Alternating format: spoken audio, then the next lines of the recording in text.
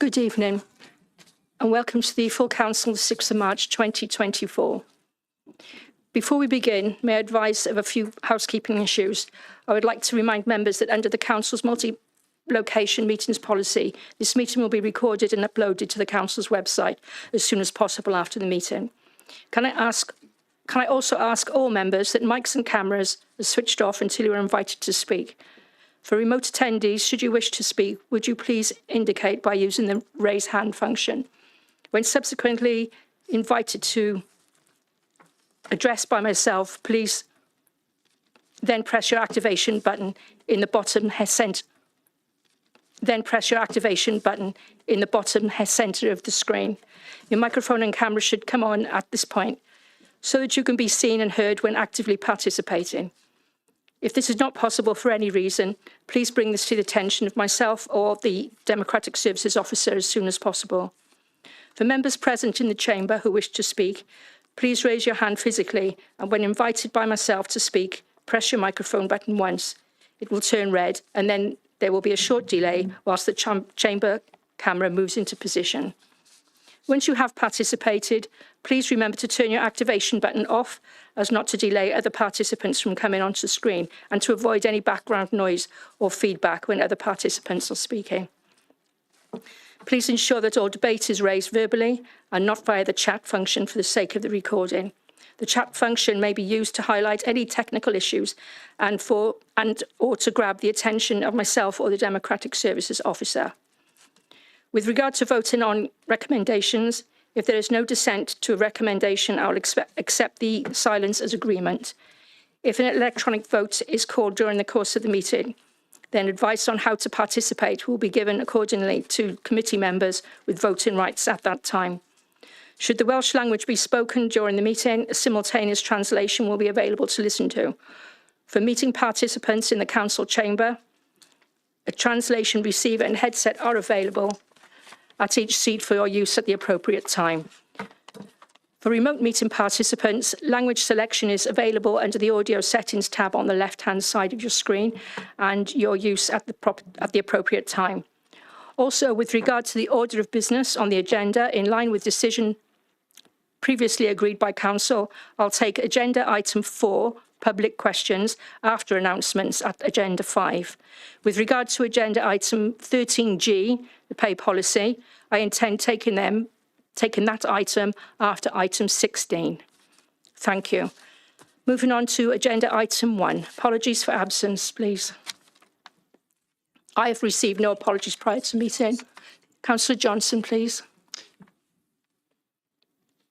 Apologies. Ymddiheuriadau gan Gynghorydd Mark Cooper. Thank you. Agenda item 2 will be the roll call and sorry, Councillor. Thank you, Mayor. Sorry, Liz.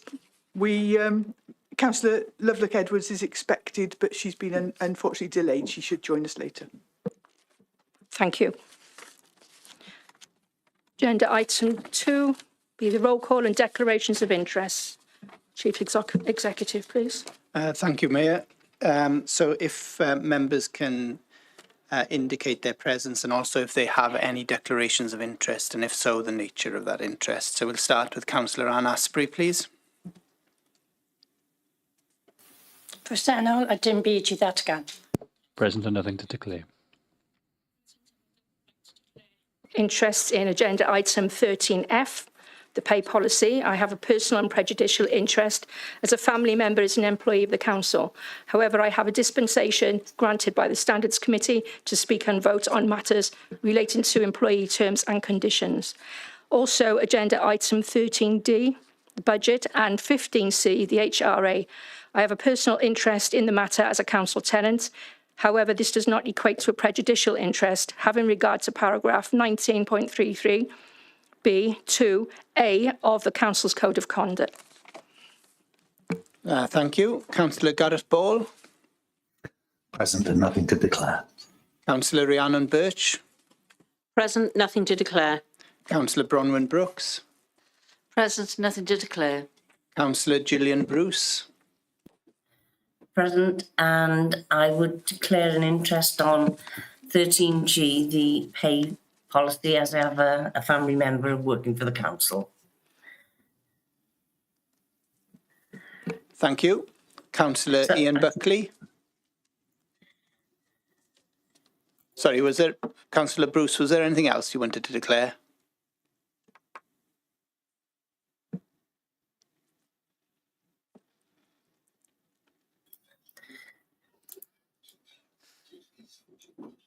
Was there anything else, Councillor Bruce? No, I just checking, was it 13G? Because Yes, I believe it was, yes. council said, Councillor Aviat said F. No, if it's regarding the pay policy, it's 13G. Yeah. Yeah. Thank you. Thank Yes. you. Thank you. Yes, sorry, mine was, sorry. Councillor Ian Buckley, please. President, and I'd like to declare a personal but non-prejudicial interest in 13G. I have a family member who works for the school. Okay, thank you, Councillor Buckley. Councillor Lisbonette. Present, nothing to declare. Councillor Samantha Campbell.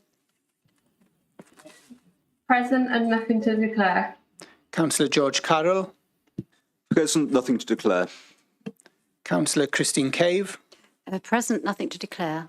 Councillor Charles Champion. Present, I'd like to declare 13G. I have a family member who works for the council.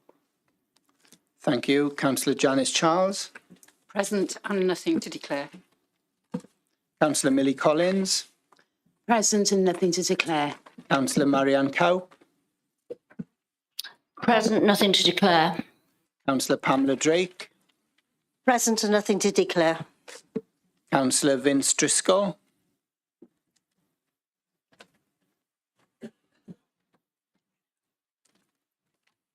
Councillor Driscoll.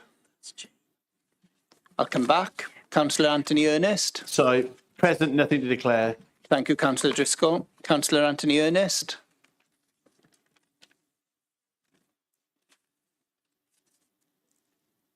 I'll come back to Councillor Ernest. Councillor Robert Fisher. Nothing to declare. Thank you. Councillor Chris Franks. Present, nothing to declare. Councillor Wendy Gilligan. Present, nothing to declare. Councillor Russell Godfrey.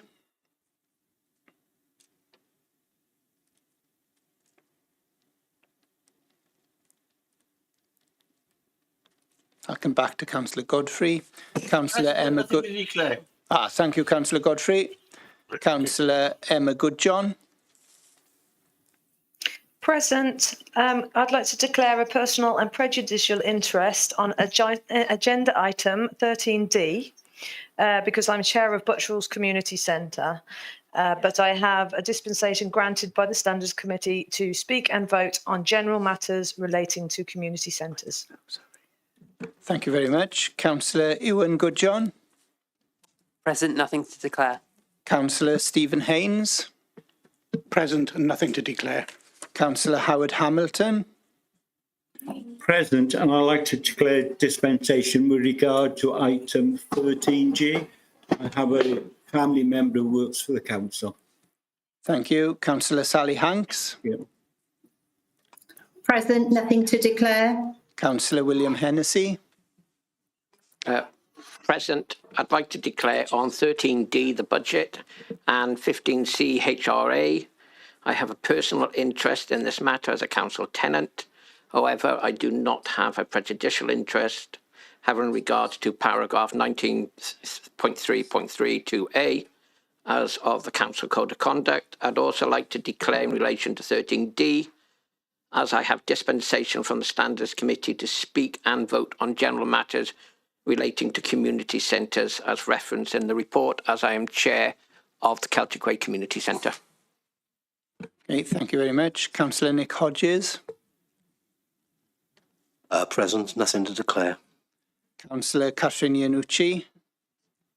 Present, nothing to declare. Councillor Gwyn John. Present, nothing to declare. Councillor Ian Johnson. Present. Present and nothing to declare. Councillor Susan Lloyd-Selby. Present and nothing to declare. Councillor Julie Lynch-Wilson.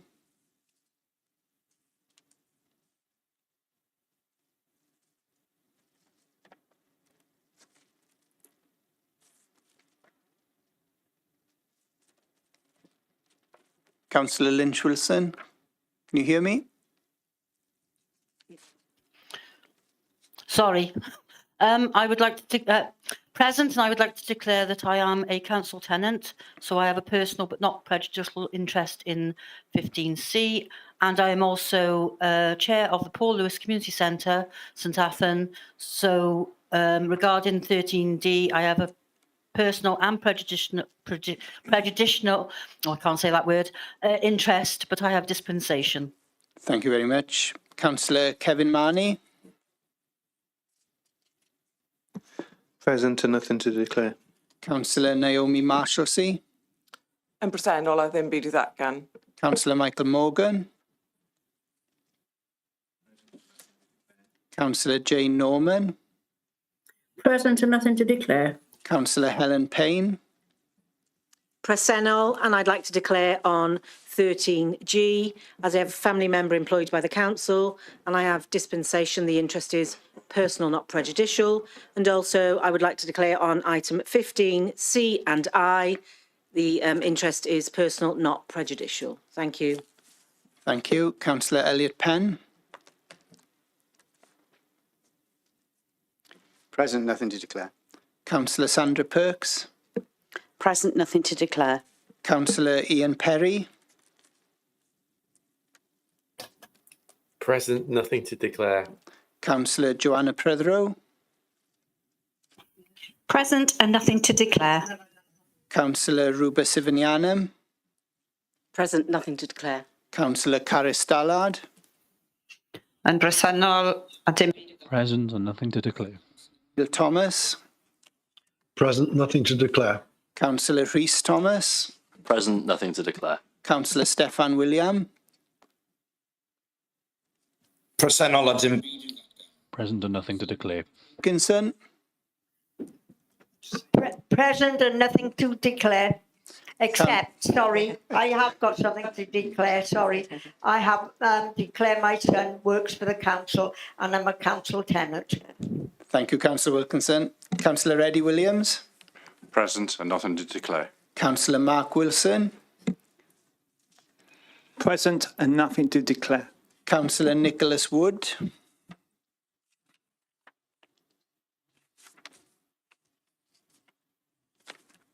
Councillor Wood, can you hear me? Okay, I'll go back to Councillor Anthony Ernest. Go on. Present and nothing to declare. Thank you, Councillor Wood. And finally, Councillor Anthony Ernest will have another go to see if he can hear me. Is he online? He won't.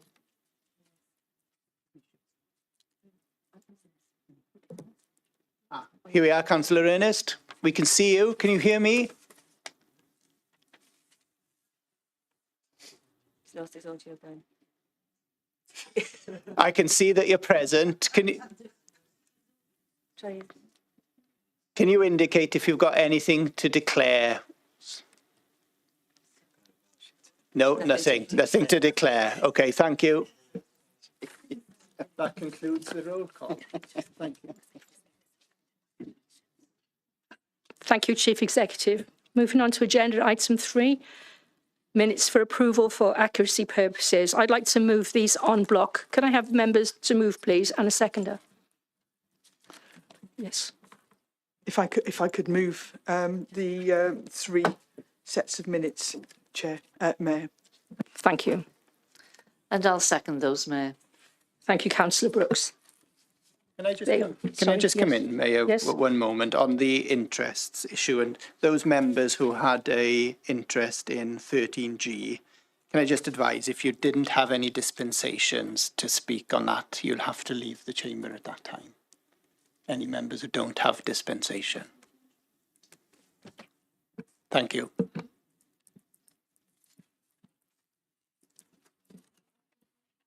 So the minutes are approved. Agenda item 4.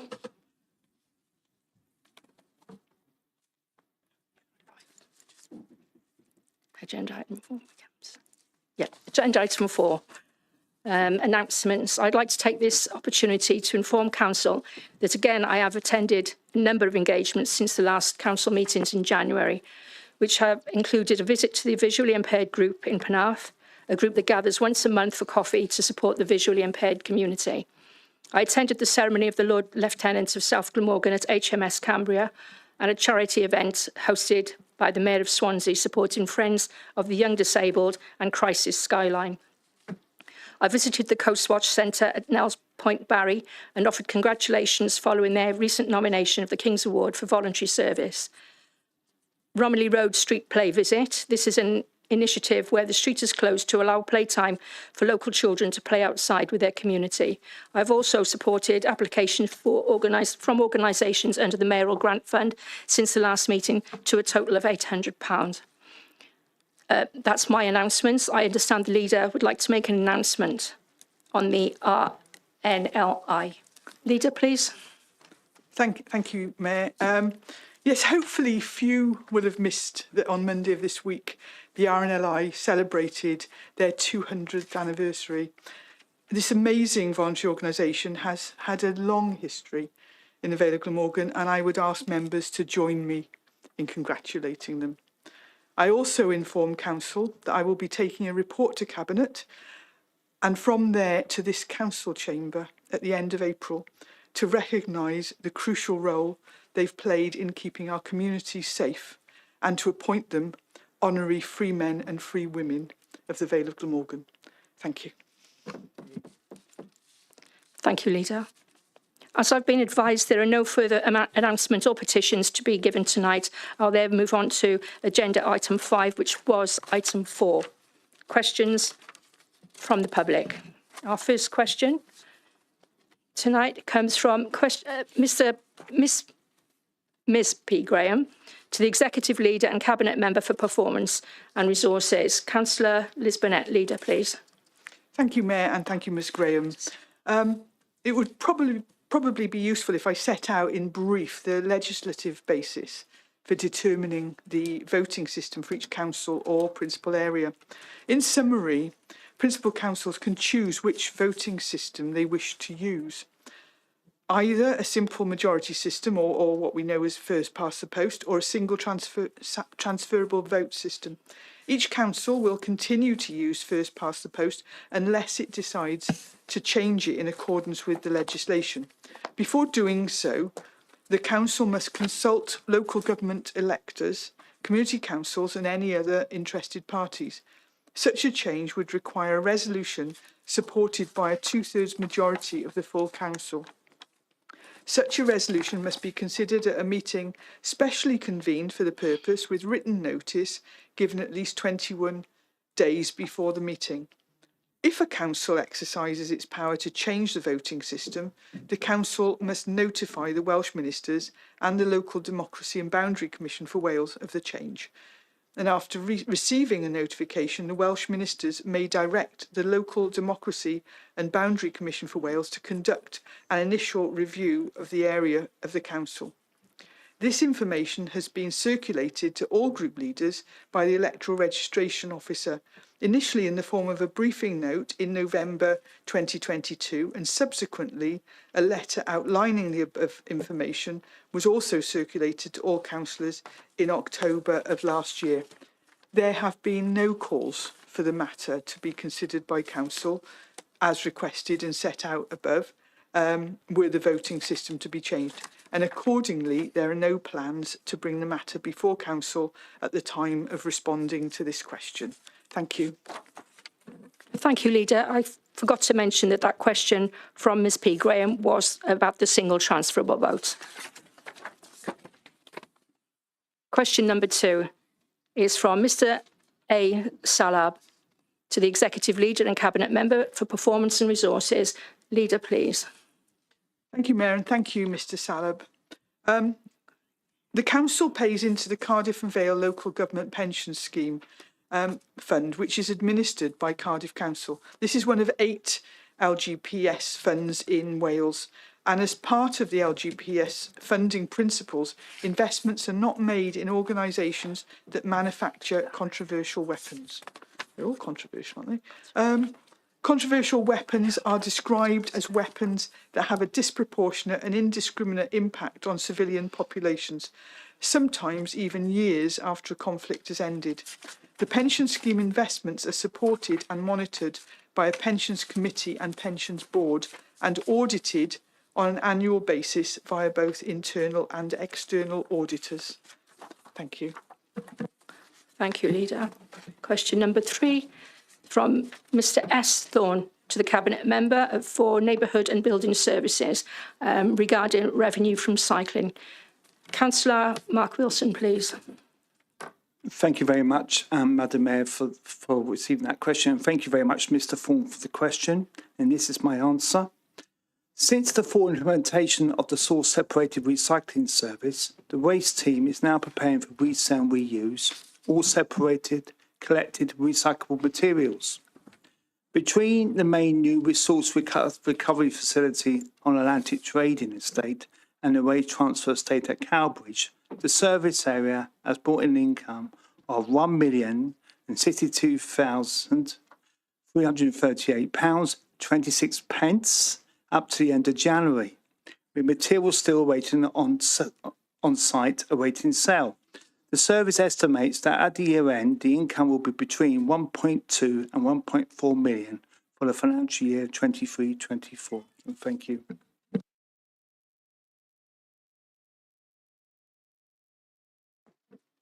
Thank you, Councillor Wilson. Question number 4 from Mr R Curtis to the Executive Leader and Cabinet Member for Performance and Resources. Councillor Lisbonette, please. It's regarding sea and beach pollution. Thank you. Thank you, Mayor, and thank you, Mr Curtis. I apologise in advance. It's quite a comprehensive answer, but I think there has been a lot of public concern about the situation. The Council is very aware of the impact of pollution on bathing water quality and the environment generally. At the full Council meeting of the 18th of July 2022, answers were given to 2 public questions concerning the operation of sewage treatment plants and sewage pumping stations within the vicinity of Watch House Bay, which is known as Watchtower Bay. As explained at the time, the Council has no jurisdiction over these facilities.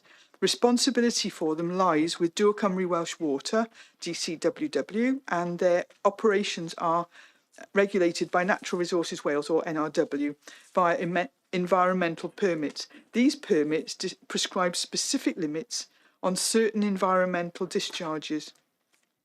As was also advised, there will be occasions where unplanned discharges from combined sewer outfalls can occur, and such discharges are investigated by NRW.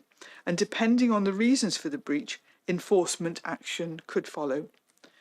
One of the weaknesses in seeking to improve water quality at this location in 2022 was that no regular water quality monitoring was taking place, as the beach was not designated for bathing.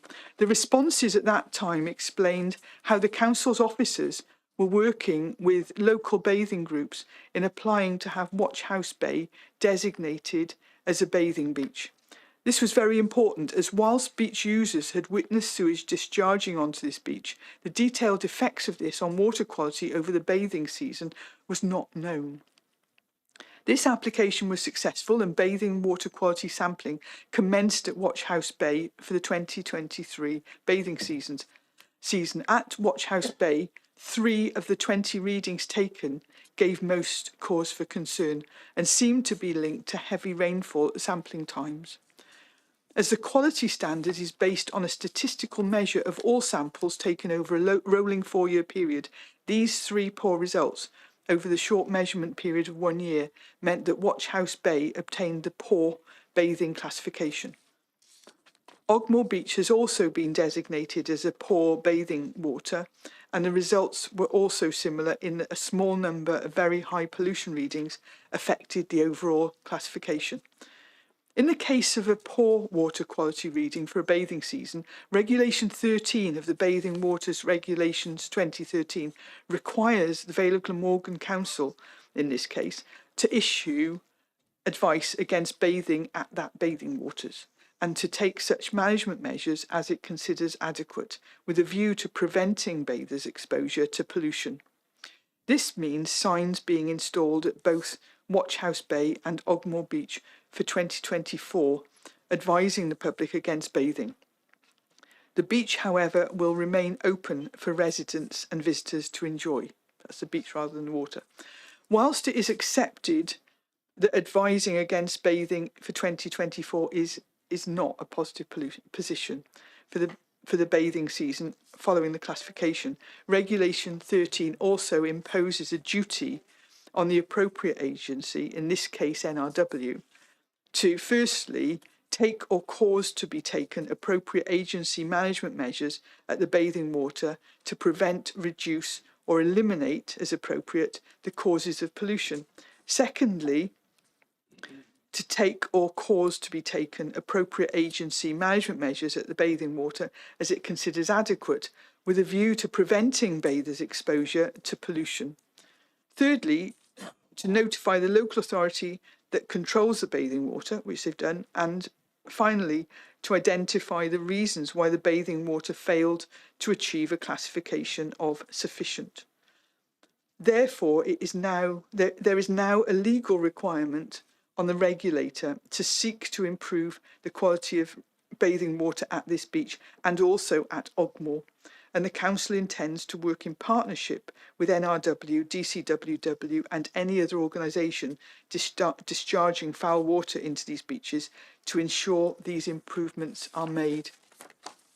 In pursuance of this, in April this year, the Council's Environment and Regeneration Scrutiny Committee will consider a report detailing the bathing water quality issues at all bathing beaches within the Vale of Glamorgan in 2023 and review what plans NRW and DCWW have to improve those beaches that are not currently classified as either good or excellent.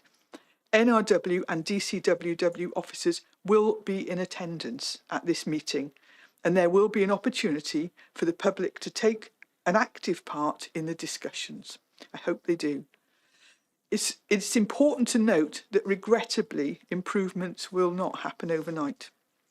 In certain cases, significant investment will be required to even lessen the incidences of combined sewerage systems discharging into the sea. However, this is the start of a process that the Council and its technical officers are very much involved in. And I can also assure you that the Council will do everything it can to effectively scrutinise this issue, given the unacceptable impact of pollution on our coastline. Thank you, Mayor. Thank you, Leader, and I'd like to thank all members of the public for your questions. Moving on to agenda item 6, notice of motion from Councillors Dr Johnson and Councillor Hooper, please. Councillor Johnson, would you like to present your motion, please?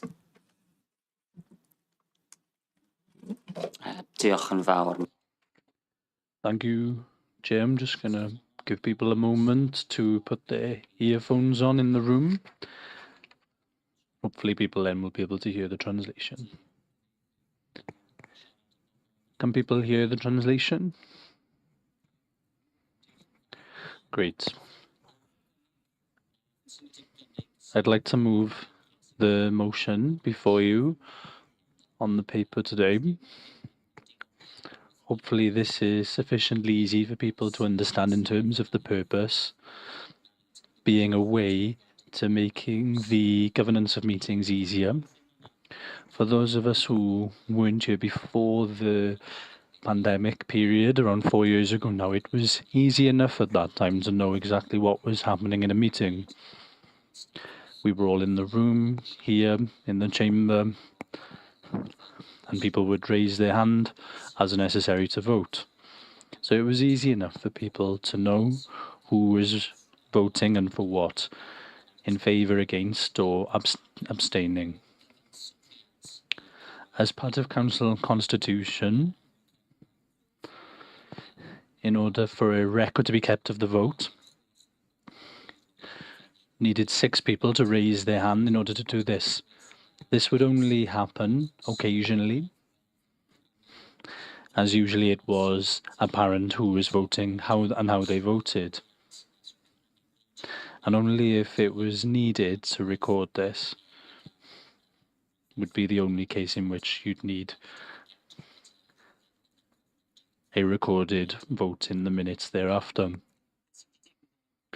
What's happened in the meantime, of course, we had the pandemic, and for a number of years we were working at home.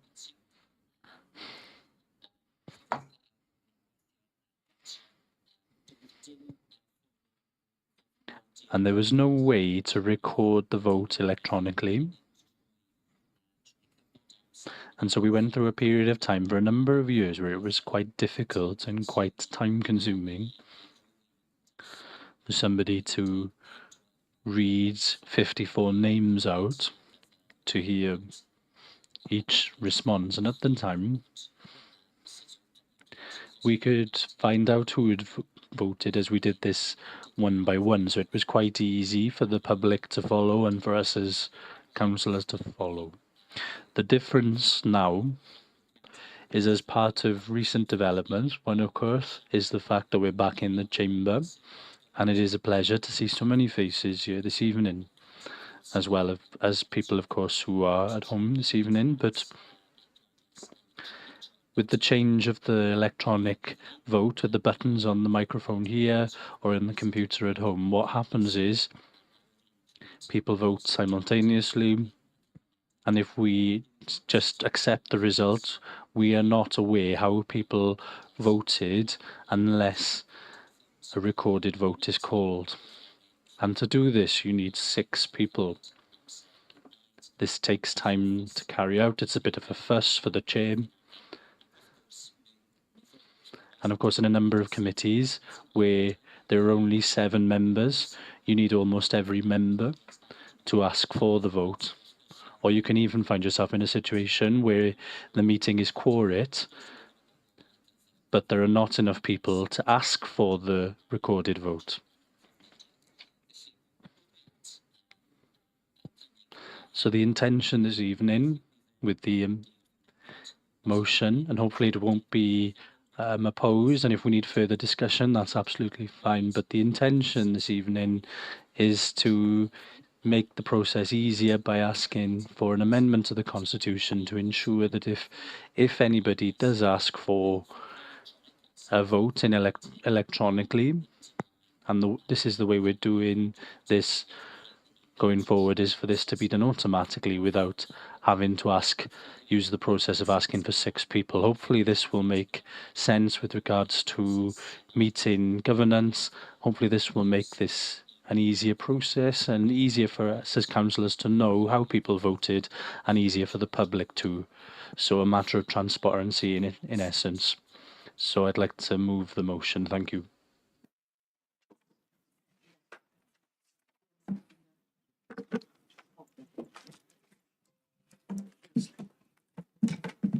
Thank you, Councillor Johnson. Councillor Hodges, please.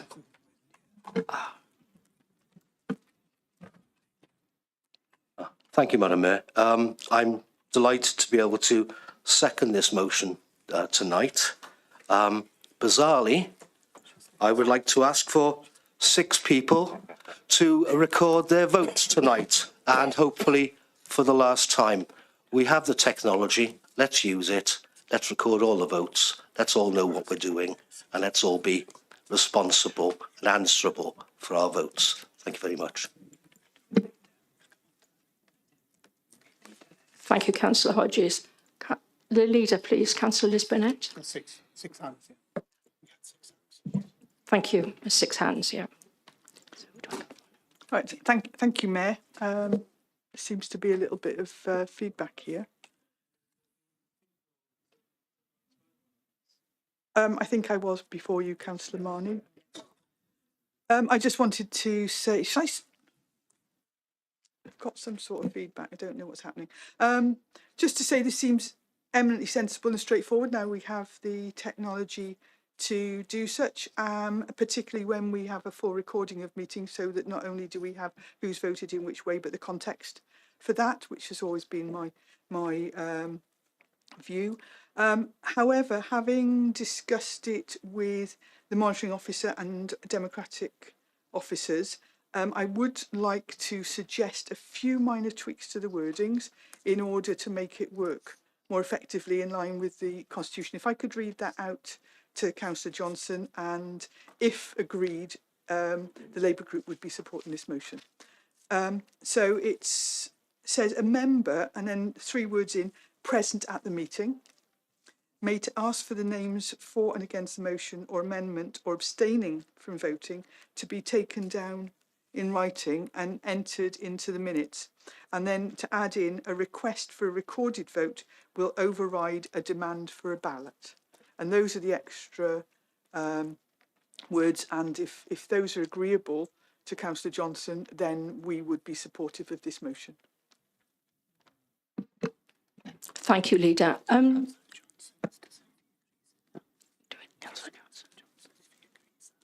Councillor Johnson, do you agree with that? Yes, I'm happy to have that as as part of the substantive motion, and I'm confirming that Councillor Hodges is also supportive of that.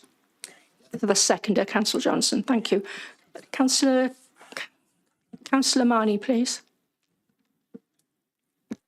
Thank you. I'd just like to say that probably 10 years after I've repeatedly tried to get this motion through, similar motion, it's nice to see and having it voted down time and time again by the vast majority of councillors in this council, that they're finally seeing sense. Thank you very much. And probably the first and last time I ever thank Plaid Cymru. Well done, Ian Johnson. Thank you, Councillor Marnie. Councillor Carroll, please.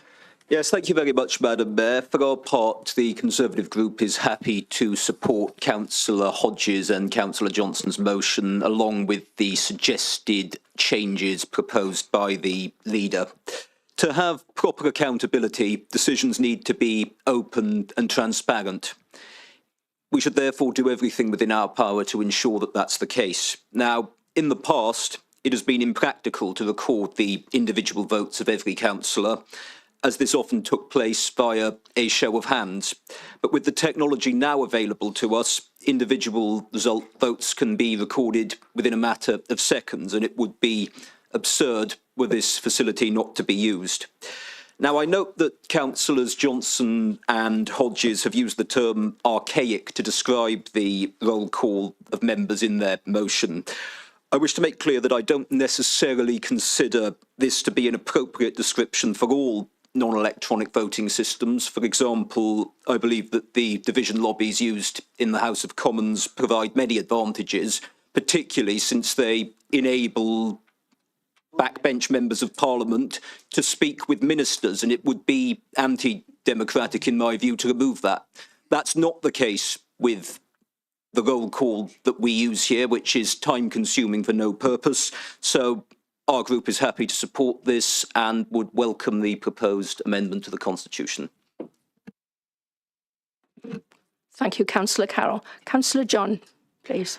Yes, Madam Mayor, we're Elected First members are happy to support this motion.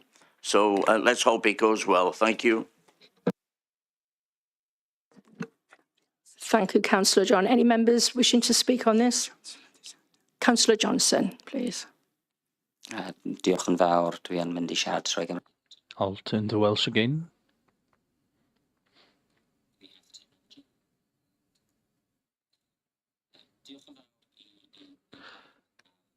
Thank you to everybody for their contributions to the discussion this evening. From what I'm hearing, nobody's spoken against it, so hopefully this would go through unopposed. Thank you to the leader and to the monitoring officer for the tidying up of the suggestion before us. And as part of the Constitution, I'm happy to accept the amendments. And just to confirm with the leader of the Conservatives, I am referring to the need for 6 people to raise their hands for the votes. I didn't refer to the roll call, but if you do want to talk about how archaic the House of Commons is, I think there is a way to do this and not. There's a very slow vote there, and people can use this for filibustering, which is perhaps you wouldn't agree with the bill going through for expanding the number of members in the Senedd or the voting mechanism, but at least it was much quicker to take place last year and this evening than going through Westminster. And as somebody who has worked in Westminster, I know how frustrating it is as a member of the backbenches, seeing people speaking for hours to prevent a vote taking place. So the House of Commons is archaic, but this isn't under our attention today. So I appreciate the support and opposed. It doesn't happen very often, so thank you to all of you. I don't know whether we still need the vote, but if we do vote it, it will be very clear. Thank you. Thank you, Councillor Johnson. Would you like to go for a vote? Thank you. We'll move to a vote now. Thank you. Okay, so members, what I'll do, I'll ask the Democratic Services Officer to prepare the electronic vote. This will be displayed on screen for those members attending remotely so that they can vote. For members in the chamber, all you need to do is press the appropriate button on the microphone display screen. So the recorded vote has been called for, so after the vote itself will be displayed by the Democratic Services Officer and we'll be able to present details on the screen of all names and their vote choice. There'll be a slight delay as the Democratic Officer puts the list of names on the screen. Councillor Marnie, do you have anything?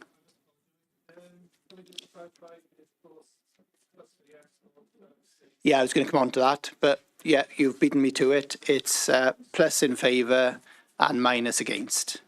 So if members are in favour of the motion as altered, if you press plus. If you're against, you press minus. And I think the middle is abstain, yes? So I'll just read the motion out again as altered. A member present at the meeting may ask for the names for and against the motion or amendment or abstaining from voting to be taken down in writing and entered into the minutes. A request for a recorded vote will override a demand for a ballot. So, ready for the vote, Matt? Yeah, so if members want to vote.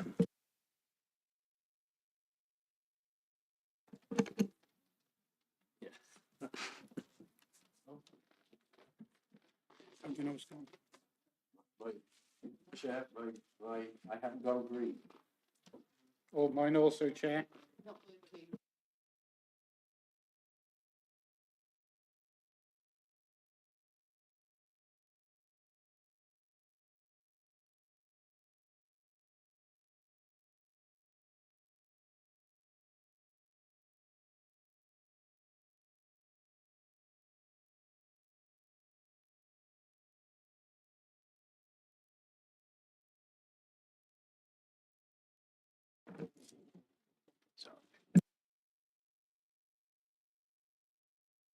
At the moment, we've got 3 people who haven't voted.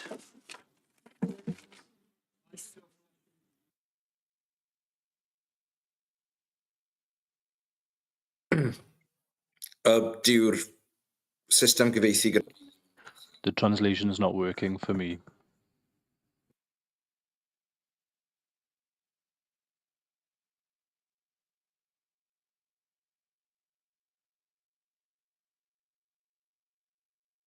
Sorry, if anybody's system isn't working or functioning, we'll come to you sort of in the old-fashioned way. Bear with us.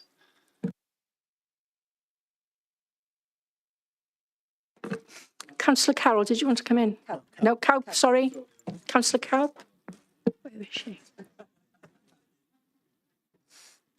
On screen. Go ahead, Councillor Cowp.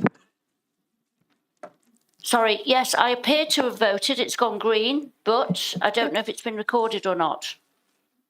We think it has, yes. We'll confirm it in a moment, but we think it has. Yeah, it has, Thank for you. sure. Yeah. Thank you.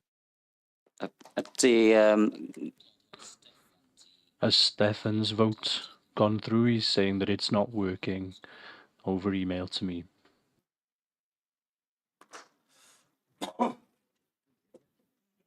Yes, wedi derbyn, diolch. Accepted, thank you.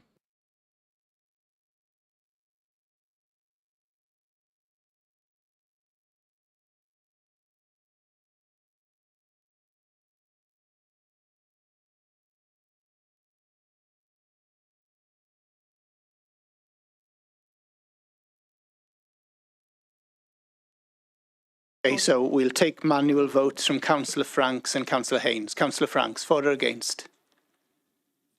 Thank you. Councillor Haynes? For. Okay, thank you.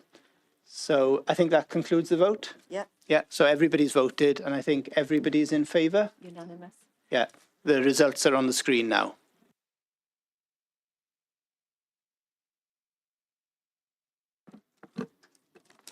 Thank you. Thank you all. A few teething problems there.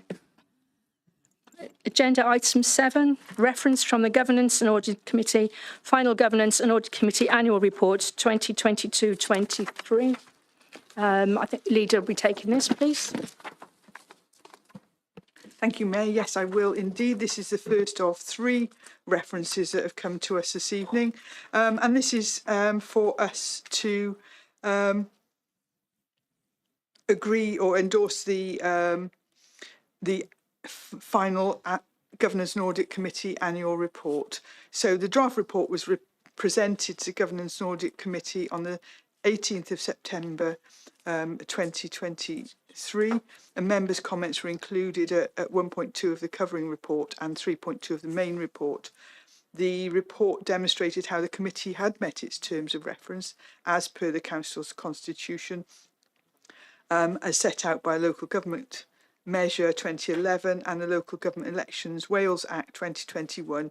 It achieved this by concentrating on its core responsibilities during the year. So the members of the Governance and Audit Committee agreed for their annual report 2022-23 to be presented to full council at its consideration endorsement on its meeting on the 11th of December, and so it's come to us. So I would move that we endorse the annual report. And I'll second that, Mayor. Thank you, Leader. Thank you, Councillor Bronwyn-Brooks. So the reference is agreed. Thank you. Agenda item 8, reference from Planning Committee, 25th of January 2024, Guide to Public Speaking at Planning Committee Review. Leader again, please.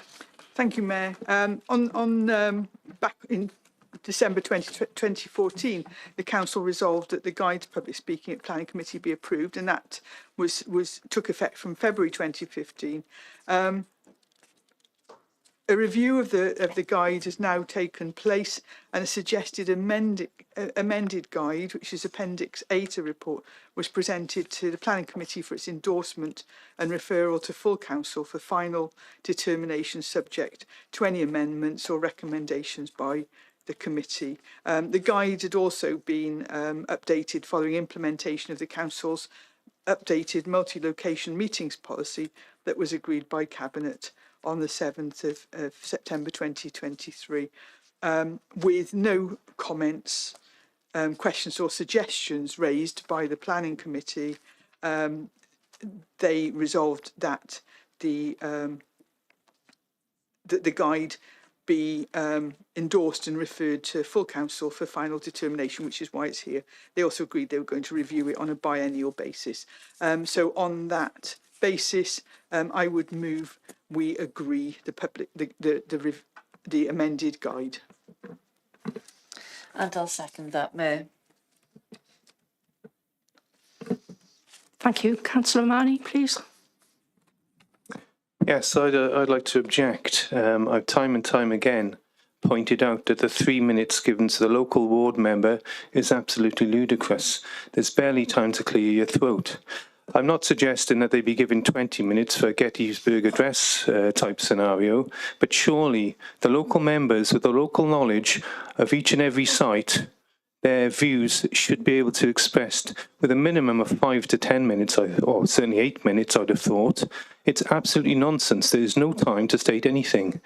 And what actually happens then, as you all know, the local member has 3 minutes to speak, and then the planning officer, taking notes, rips everything you said to pieces without any right of reply. Often, shall we say, diplomatically putting a different slant on questions from members and what you've actually said. It is absolutely outrageous.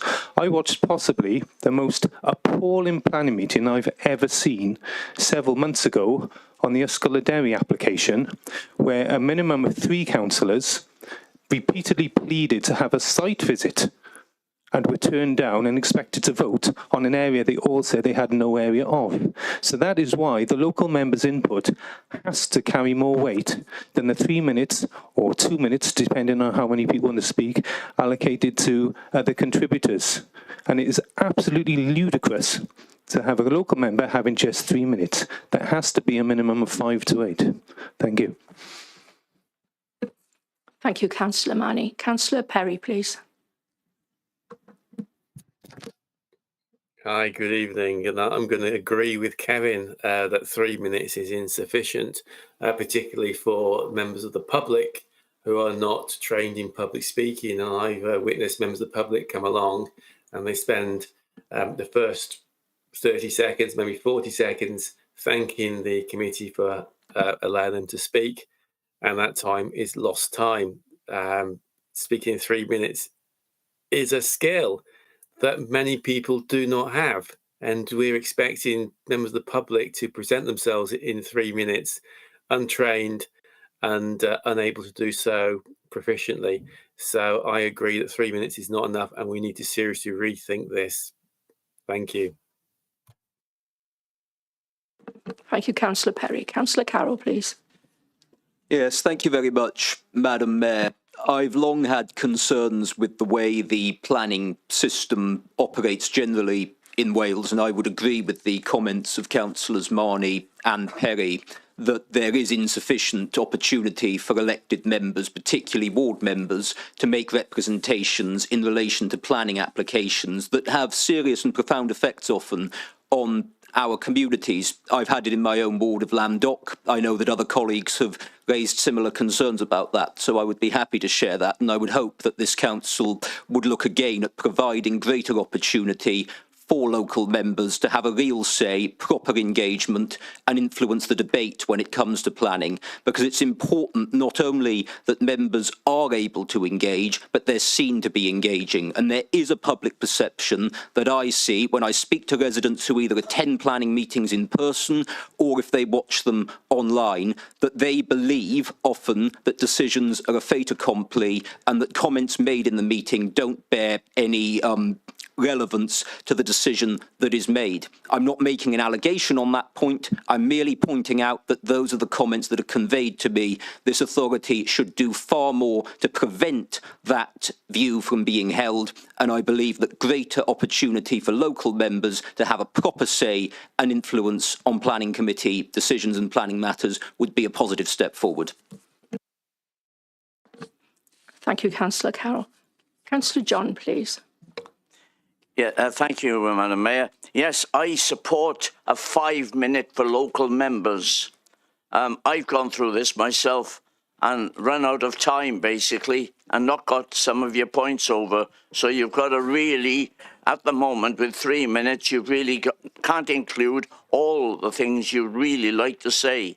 So I would support 5 minutes for local members only. You know, I mean, I'm not saying it should be a 5 minute free for all, but local members with a planning application that concerns your ward, you should be given 5 minutes at least. Thank you. Thank you, Councillor John. Councillor Hodges, please. Thank you, Madam Mayor. Just going back a few years, I remember prior to this change coming in, which was welcome, that I felt obliged to actually petition the then Welsh Assembly, because this council was one of 3 in Wales that did not allow public speaking rights. It did when it was forced to do so. So it's right and proper that we review these undertakings sporadically, and it's right we do.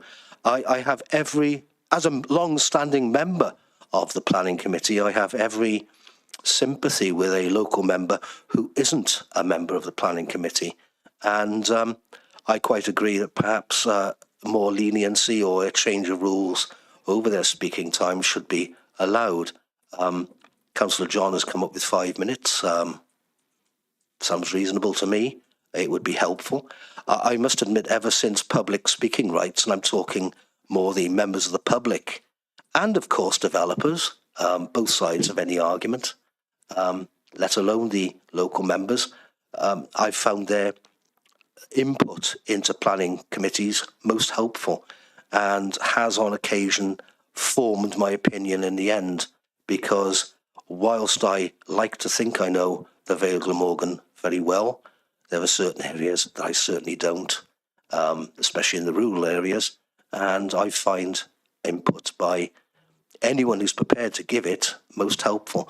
So I'm not sure if this is the right way of doing it, but if there is a general consensus that perhaps this goes back in some way and comes back with a decision that it should be extended for local members, or even the members of the public themselves, I would have absolutely no trouble with that at all, and would find it extremely useful as a member of the Planning Committee. And I value the leader's thoughts on how we take that forward, if that's the consensus. Thank you. Thank you, Councillor Hodges. Councillor Morgan, please. Am I working? No, I think these are very valid points. I found myself in a similar situation where you have a lot to say, you can't say it. And I would go further than putting a time limit on it. I would say that local members should have the same right to speak at the planning committee as members of the committee, because they know their area. So I would just say, if you're a local member, no limit. Thank you, Councillor Morgan. Councillor Cave, please. Thank you, Mayor. Yes, I think some very important points have been made here this evening, particularly the disparity between individual members as to whether they're a member of the Planning Committee or not. So if you're a member of the Planning Committee, then you are allowed to speak about ward issues for any length of time that the chair of the meeting permits you. But actually, if you're not a member of the committee, what actually happens is you're just given that 3 minutes. And I think we shouldn't be forcing people to put an argument across to the committee with a time limit on of 3 minutes. I think it should be open-ended. I think the members of the committee and the members that are not members of the committee should have equal opportunity to speak about matters that are very personal to their ward and personal to the people they represent. And I would also add, I think it's not a relevant thing to put on members of the public, because, you know, members are somewhat scored in speaking at meetings, and members of the public are not. And they often come and they're very nervous. And as has already been pointed out, they spend a lot of the first part of the meeting, of their 3 minutes, not actually putting their points forward. And then what actually happens is they rush their points because the clock is ticking, and then they often come away from the meeting believing that they haven't been able to say everything that was relevant. And I don't think that's helpful. I don't think it gives a very good impression of the committee, and it shouldn't be what we're doing at all. Thank you, Councillor Cave. Councillor Johnson, please. Thank you, Mayor.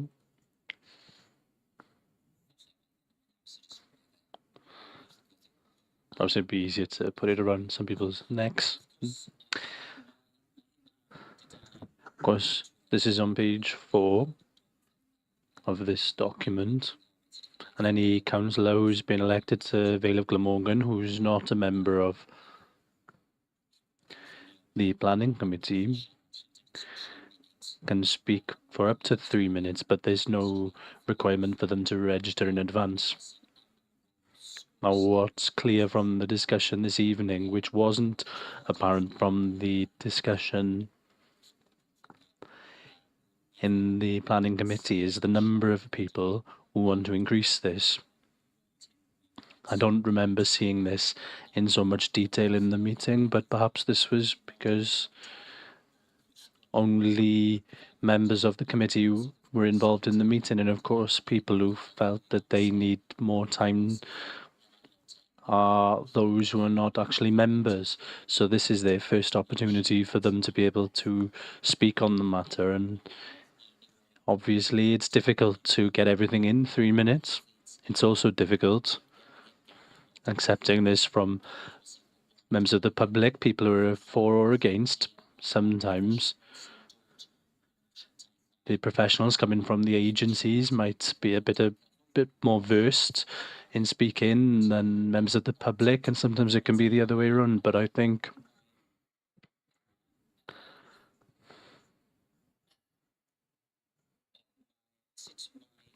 that the way that a number of councillors who are not members of the committee have expressed a view this evening provides us with an opportunity to reconsider how we do this in future. This has come to us from the planning committee as an update, but it does seem apparent that a number of people have expressed a view that there should be a greater opportunity to voice a view. Now, Councillor Hodges has suggested, and Councillor John and Councillor Hodges suggested 5 minutes, because you need some sort of balance. Must remember that we need to take time into consideration, because if we have a number of people speaking in for, a number of people speaking against, something controversial could go on for hours, as it should do, because we should hear all voices. But it is clear from the discussion this evening that members of the council who are not members of the planning committee are feeling some frustration only being allowed 3 minutes. So it's something I don't know if we need a vote to increase this to 5 minutes, or if we want to reconsider this and to bring this back to the next meeting after doing a bit of a survey of views of members. Perhaps we could send a survey to members to find out their opinions of the ideal amount of time. They shouldn't have the right to go on and on and on, but we must admit that the best one was the point from, I think,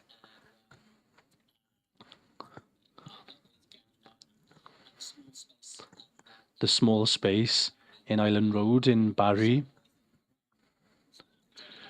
Those who were part of the committee at the time heard Jasper from Small Space doing staccato, scat description of the application rather than speaking, because speaking doesn't make any impact on people.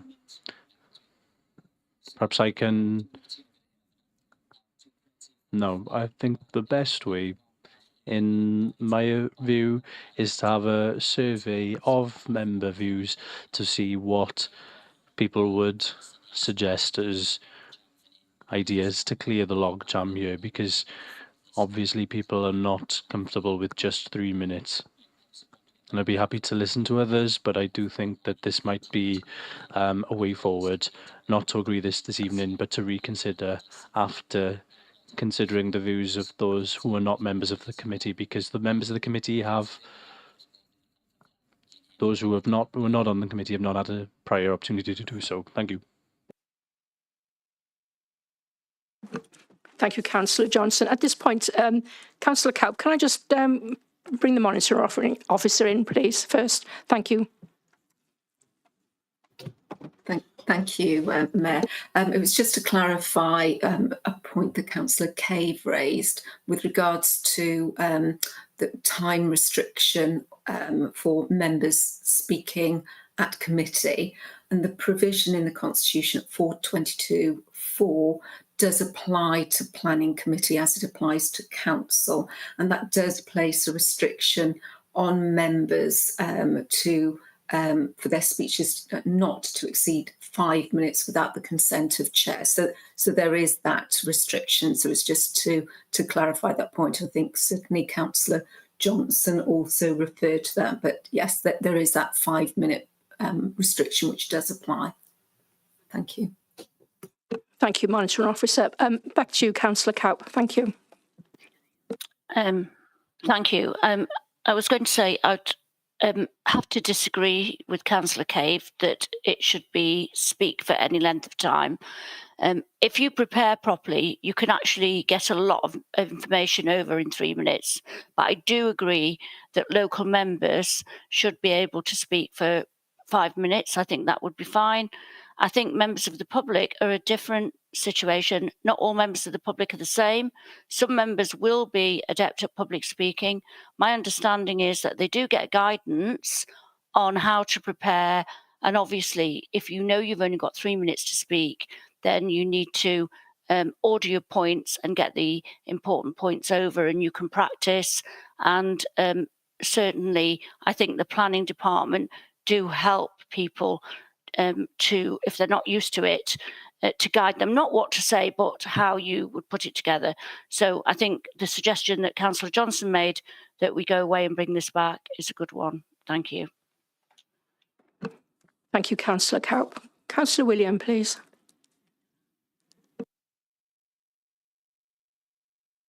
Thank you, Madam Chair. I do think that Councillor Cowp has said more or less everything that I was intending to contribute. Firstly, wanted to agree with Councillor Ian Johnson's idea to take this away, not having to make a decision this evening, get the opinions of the members. I personally believe that some level of discipline is needed when points are being made before the planning committee, as somebody who is not a member of that committee myself, but I've often had to speak on behalf of local residents, and of course what I've had to do is look through all of my points, structure everything that I was intending to say, and using notes on paper. So write everything down, think carefully through everything, and then you can surprise yourself with how much you're able to get over in 3 minutes or less. But I do think we need to have a discussion amongst members to see what the common belief is. 5 minutes, 3 minutes, or whatever it might be. I'd like to see this. I don't agree with the idea of leaving it open-ended. That could mean that it would go on for long ever. As the monitoring officer just mentioned, Mrs. Miles, the chair does have discretion to enable people to elaborate if they would go over, and that is something that we could look at as well, because as Councillor Hodges mentioned, local people sometimes do have invaluable input in local matters that we are not necessarily aware of. And in those instances, if they are well spoken enough, there may be an opportunity in those cases to extend the time that they would be speaking in order to facilitate and to shed light and information on council decisions. Thank you. Thank you, Councillor Johnson. Councillor Thomas, please. Thank you, Mayor. Councillor Capp and Councillor William both have observed the fact that local members can speak without prior notification, that by ordering that members of the public can get a lot of support from actually democratic services as well as planning about when they can make their contributions. And as Councillor Williams has said, sitting down, making notes and putting things together, much like I haven't done here, can concentrate your thinking and make your contributions less rambling and less and more focused, helping both the members of the committee to understand the points being put forward more clearly, and the member of the public who wishes to speak to also get their thoughts in order and to present a coordinated argument as opposed to what I've just done, which is a rambling argument. So I would endorse the suggestions of both Councillor William and Councillor Coe, that the present setup actually does serve us very well. One of the difficulties we've seen in recent times is local members presenting information, presenting evidence that isn't thought through beforehand, as I say, much like I'm doing now, speaking off the cuff, and then wasting their time, our time, and not presenting a coherent argument that that can be considered by the committee. Thank you. Thank you, Councillor Thomas. Councillor Godfrey, please. Thank you, Lady Mayor. Well, I'd just like to say that some of these decisions being made at the planning meeting are extremely serious decisions and very important to local people within the areas the applications are for. And I don't think at the moment the scenario ready, steady, go, beat the clock in 3 minutes is the way we should be going with this. People need to be able to feel that their point is being put across comfortably and correctly, whether it be by a ward member or whether it be by a member of the public. As I say, I can't stress enough that some of these decisions have got massive impact on the various communities, and as such, we're paid from the public purse. So if it takes a little bit longer, so be it. But we can't just say for the sake of time factor, we don't want to take too much time on this, that it shouldn't be allowed. So I think the original proposal of looking at 5 minutes was correct, and I think we ought to have a vote on that this evening. Thank you very much. Thank you, Councillor Godfrey. Would anybody else like to? Yes, Councillor Leader. Thank you, Mayor. Just to round up, yes, couple of thoughts on this. I think the first one I thought about was that this came to us from Planning Committee and specifically says there were no comments, questions or suggestions raised, that this is what the committee came up with. So I'm uncomfortable about actually completely ignoring what committee says and recommends to us. I think it's also worth noting, as some people have said, that planning is quasi-judicial. There are certain matters that are material. There are certain matters that aren't. And actually, to explore those matters and to put it into a succinct format, that's part of our role as an elected member. So we also have the ability to write submissions to planning officers. We also have the ability to speak separately to planning officers that most of us do. So from that perspective, as local members, we do have a large amount of access. We also find that if something is particularly contentious, then local residents would normally come to us and ask for advice, and we would be talking to them about material considerations, about the types of things that they can object to, what would be relevant, what wouldn't. I like it or I don't like it is not a material consideration, but there are certain things. So, in terms of the way it works, then elected members actually play a very valuable role within their communities, both in enabling local residents to speak and not. But that said, I hear what people are saying in terms of that they don't feel it's sufficient. And I suppose that if we're talking about people that aren't members of the planning committee, so aren't maybe expert in terms of the material considerations, maybe haven't had recent training in terms of that maybe 5 minutes would be a better length of time to enable them to put together their arguments. And for that, what I would therefore suggest to Council is that we make an amendment, and the recommendation is that we agree the guide to public speaking at Planning Committee with the time allocation for local members being extended to 5 minutes. I would also say that I would like it noted that we feel at the moment it's to be reviewed regularly on a biennial basis, which is good because it hasn't been done for years.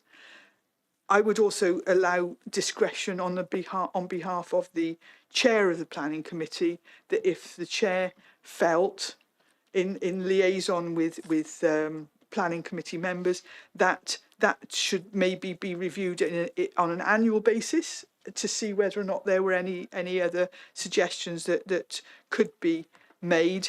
I would be happy to move that as well. So as I said, I would move that it be that the guide to public speaking be endorsed or be agreed by full council, subject to the amendment to 5 minutes, and that the planning chair has discretion to have a more regular review if needs be, and I'd move on that basis.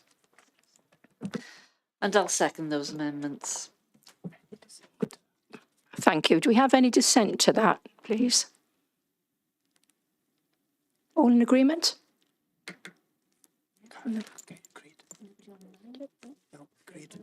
Okay, that's all agreed. Thank you.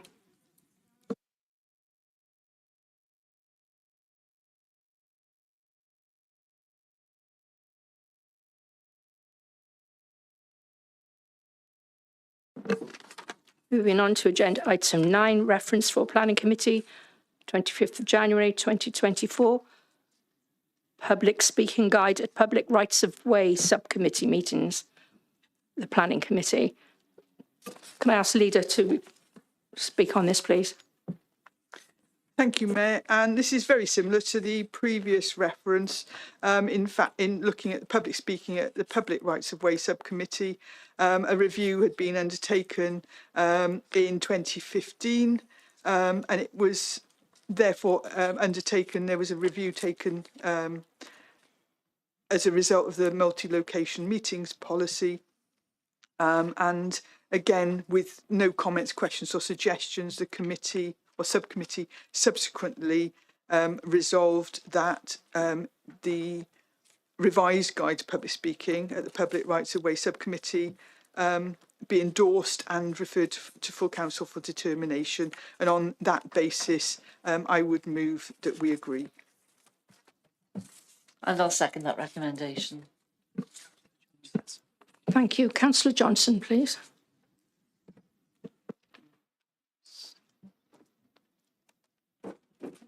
Sorry, I just wanted to confirm. Oh, am I intending to do the same thing here? 5 minutes for local members having their contributions? Will we do the same thing here with regards to 5 minutes for local members making contributions, which is on page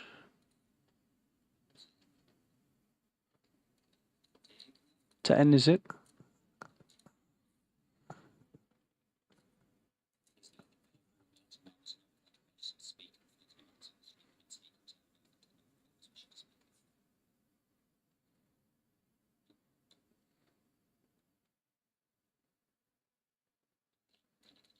So can I propose that?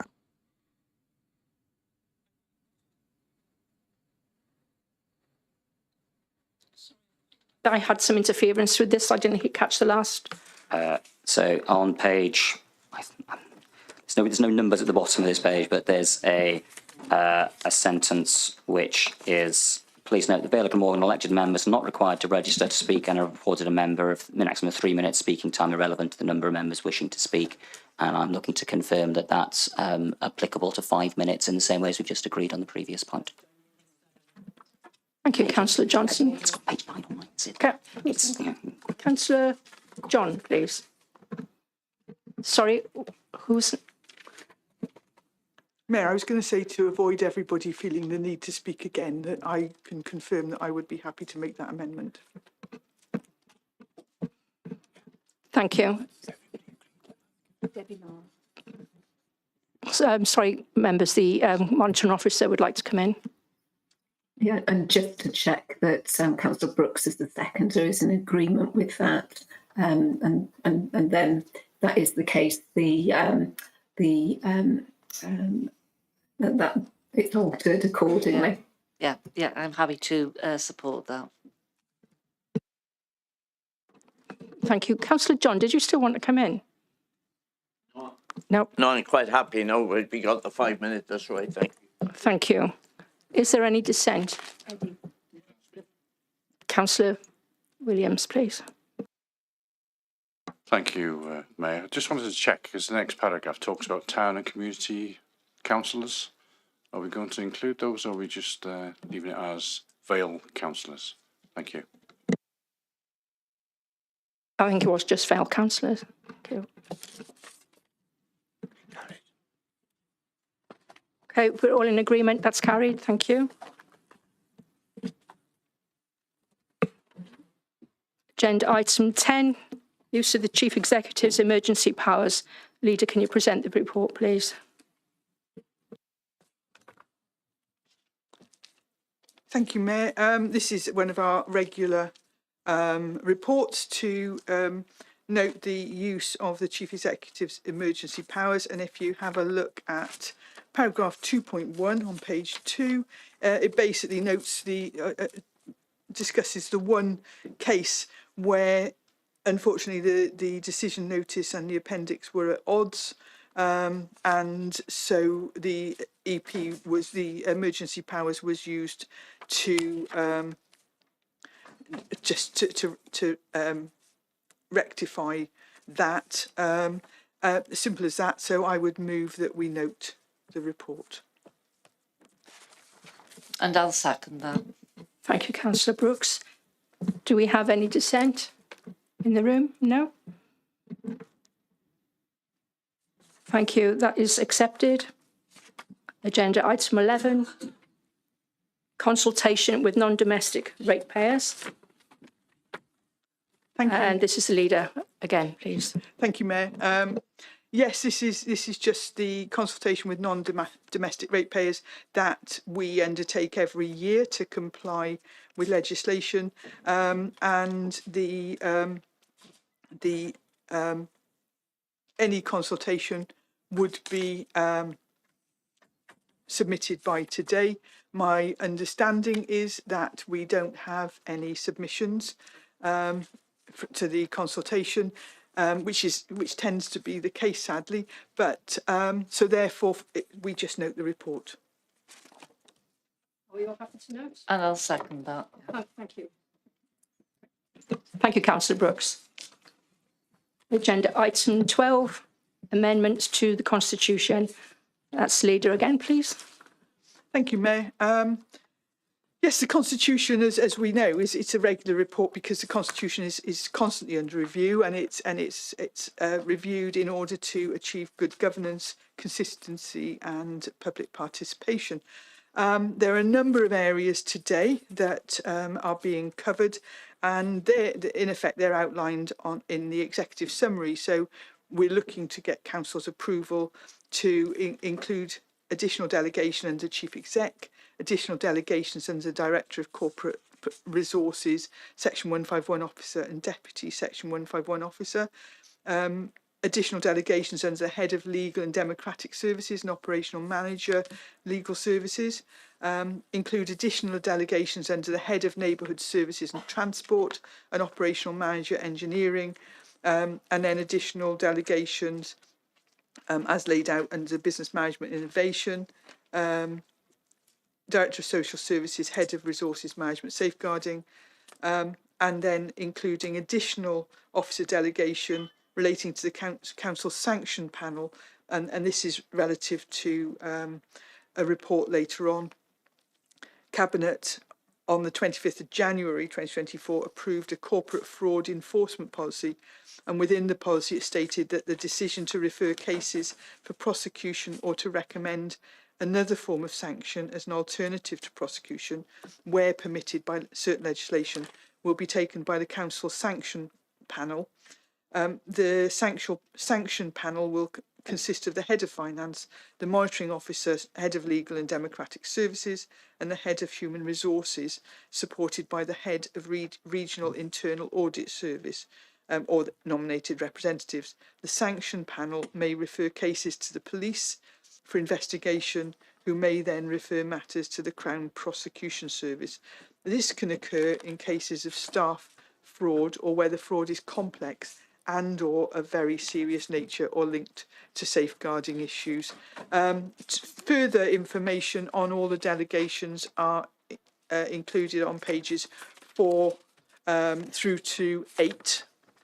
And I would take those as read and move the recommendations, two recommendations today. Firstly, that the changes to the relevant officer delegations as set out in paragraphs 2.2 to 2.6 of this report be approved, and that section 26 of the Constitution be amended accordingly. And secondly, that the change to the relevant delegation as set out in paragraph 2.7 be approved, subject to the reference at item 13B later on the agenda, the corporate fraud enforcement policy on the council agenda being agreed. And I would move. And I'll second those recommendations. Thank you, Councillor Brooks. Does anyone else have anything to say? Is there any dissent? No, then the report is accepted. Thank you. Agenda item 13A, council tax premiums on long-term empty properties and second homes. Leader, please. Thank you, Mayor. Yes, as mentioned, this is to do with council tax premiums on long-term empty properties and second homes. It's to seek approval for the policy to be adopted for council tax long-term empty properties and, as I said, second homes for 2024-25. A number of people responded to consultation held in 2022, which informed last year's decision, and since then the number of identified second homes had actually risen from 402 to 508. And I think it's worth noting every single house that's a second home is a house that's not available for the people of the Vale of Glamorgan. We do have grants that are available through the council to anyone with a house to bring it back into use. And as we hear frequently, there's a sizable shortfall of available homes. It's recognised that there are exceptions, such as probate, which could affect the time that it would bring a property, it might take to bring a property back into use. But Cabinet considered the report and all the issues and resolved that the policy with regard to not granting any level of discount for unoccupied dwellings that have remained so for 6 months, agreed for 2023-24, be agreed for 2024-25. Secondly, that the long-term empty property premium of 100% agreed by full council on the 6th of March 2023 for the 2023-24 financial year continue for such properties from 2024-25 that remain so for the period up to but not including 24 months. 3, that from the 1st of April 2024, a premium of 150% be introduced for long-term empty properties that have remained as such for a continuous period of 24 months or more. 4, that from the 1st of April 2025, a premium of 200% be introduced for long-term empty properties that have remained as such for a continuous period of 36 months or more. 5, that the policy to introduce a premium of 100% on second homes for the 2024-25 financial year agreed on the 6th of March 2023 be reaffirmed. And as these are matters for full council, those recommendations come to this council for agreement, and I would therefore move. Thank you. And I'll second those recommendations. Thank you. Councillor Kevin Marnie, please. Yes, I was just going to ask, how does this exactly work? If somebody moves into what is regarded as an empty property for several months, does the clock reset? And who is to judge that it's been empty for that length of time, and by what methods?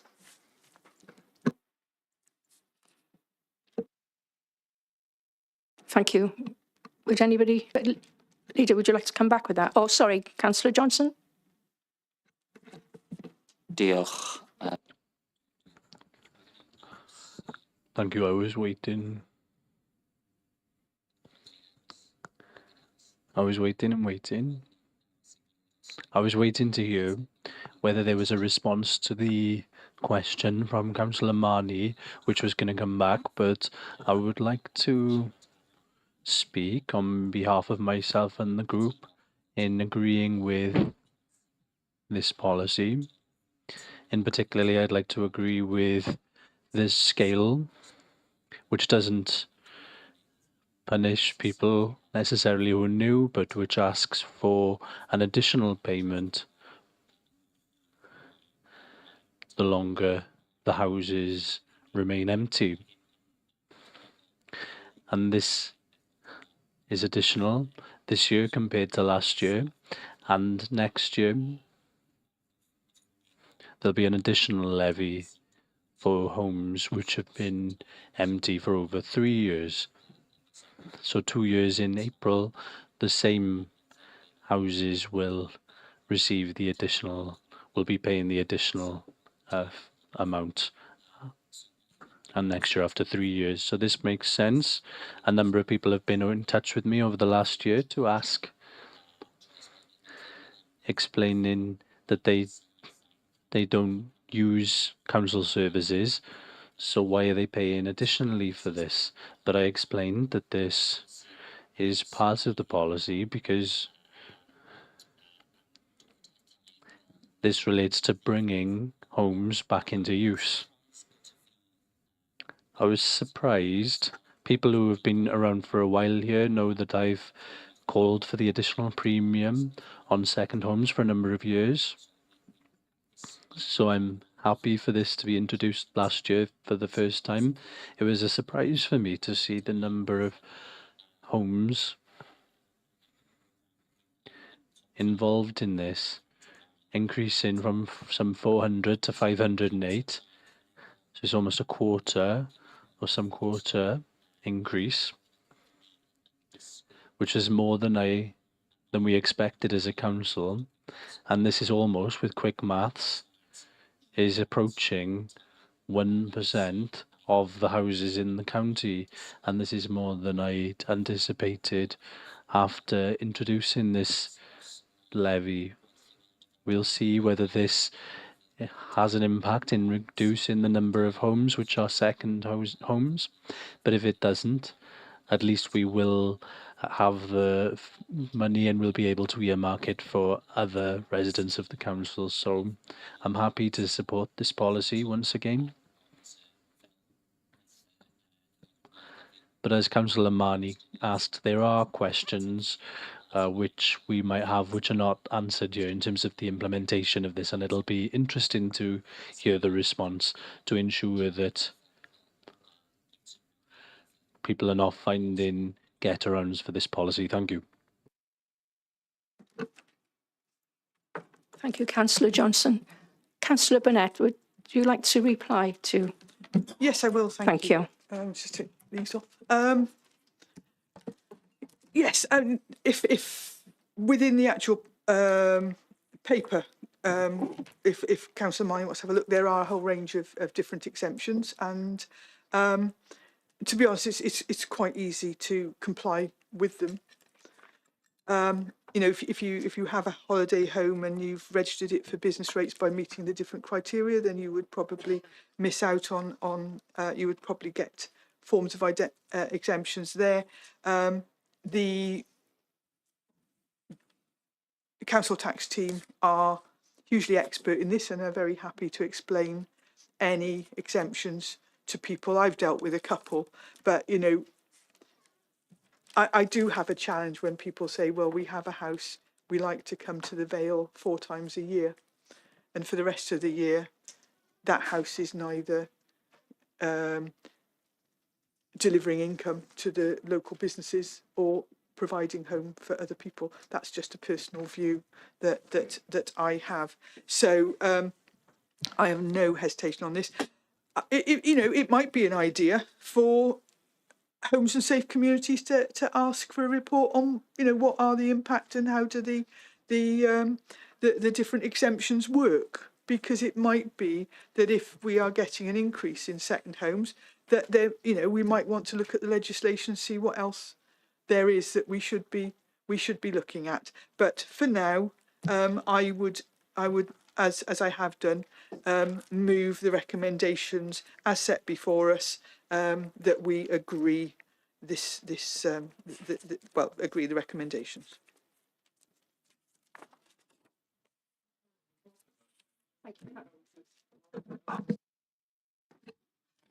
Thank you, Councillor Burnett. Councillor Manny, is that a point of order?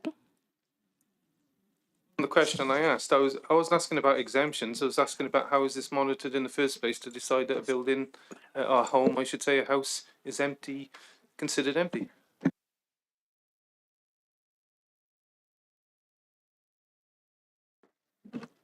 Sorry, Councillor Manny, that I've been told it's not a point of order. Sorry. Sorry, can I bring the monitoring officer in, please? Thank you, Mayor. I was just going to suggest outside the meeting, an email can be sent round to members clarifying that particular point. So I wouldn't want the members to think that that's not going to be dealt with, but I don't think we're in a position to give a full response this evening. Thank you, monitoring officer. Is there any dissent? No. Thank you. That's agreed.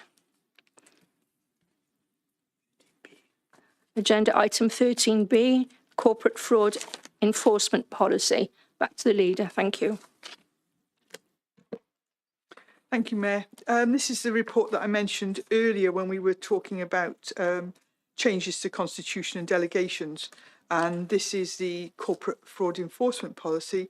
There was a reference from Governance and Audit to Cabinet where they had considered the report, and they proposed that Section 4 of the draft corporate fraud enforcement policy relating to investigations be amended to include commentary that investigations should be carried out or led by officers with the appropriate training and or experience, which was agreed. They recommended that the report be referred to full council to amend the officer delegations in the Constitution in accordance with paragraph 2.4 and 2.8, so that the officer delegation scheme could be amended as we've just agreed. So fairly straightforward, and this is for us to agree, and I would move. And I'll second that. Thank you. Is there any dissent in the room? Or online, sorry. Or online. No, I don't see any hands. Thank you. That's in agreement. Agenda item 13C, draft bail of Glamorgan Council Delivery Plan 2024 to 25. Leader, please.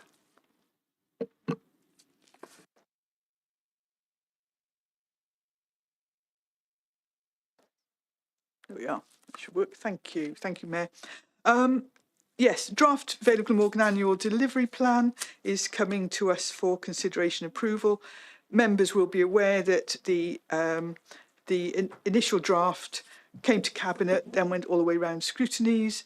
The amended draft then came back to Cabinet, went to Corporate Performance and Resources, where the comments were made that they were pleased that the way it had been presented to demonstrate how their feedback had been included and was also visibly included, so that members were able to see where the changes had been made. So having considered the report and all the discussions, etc., that was agreed by Cabinet, and the annual delivery plan, if you look at recommendation 3 before us, that it was sent to us so that pursuant to resolution 2, the draft annual delivery plan, appendix A, be endorsed, and the report and appendices be referred to full council on 6th of March 2024 for consideration and approval. So I would therefore move that we approve the draft Vale and Morgan Council annual delivery plan. And I'll second that, Mayor. Thank you both. Any dissent in the room or online? Councillor Johnson, please.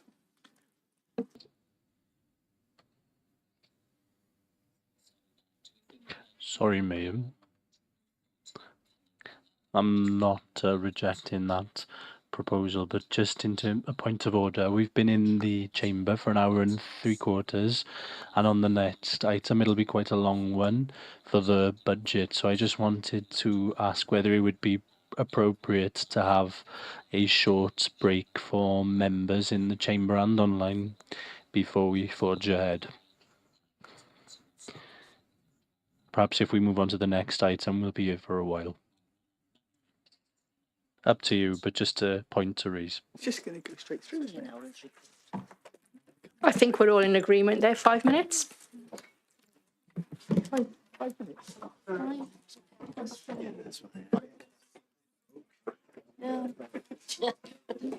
Thank you.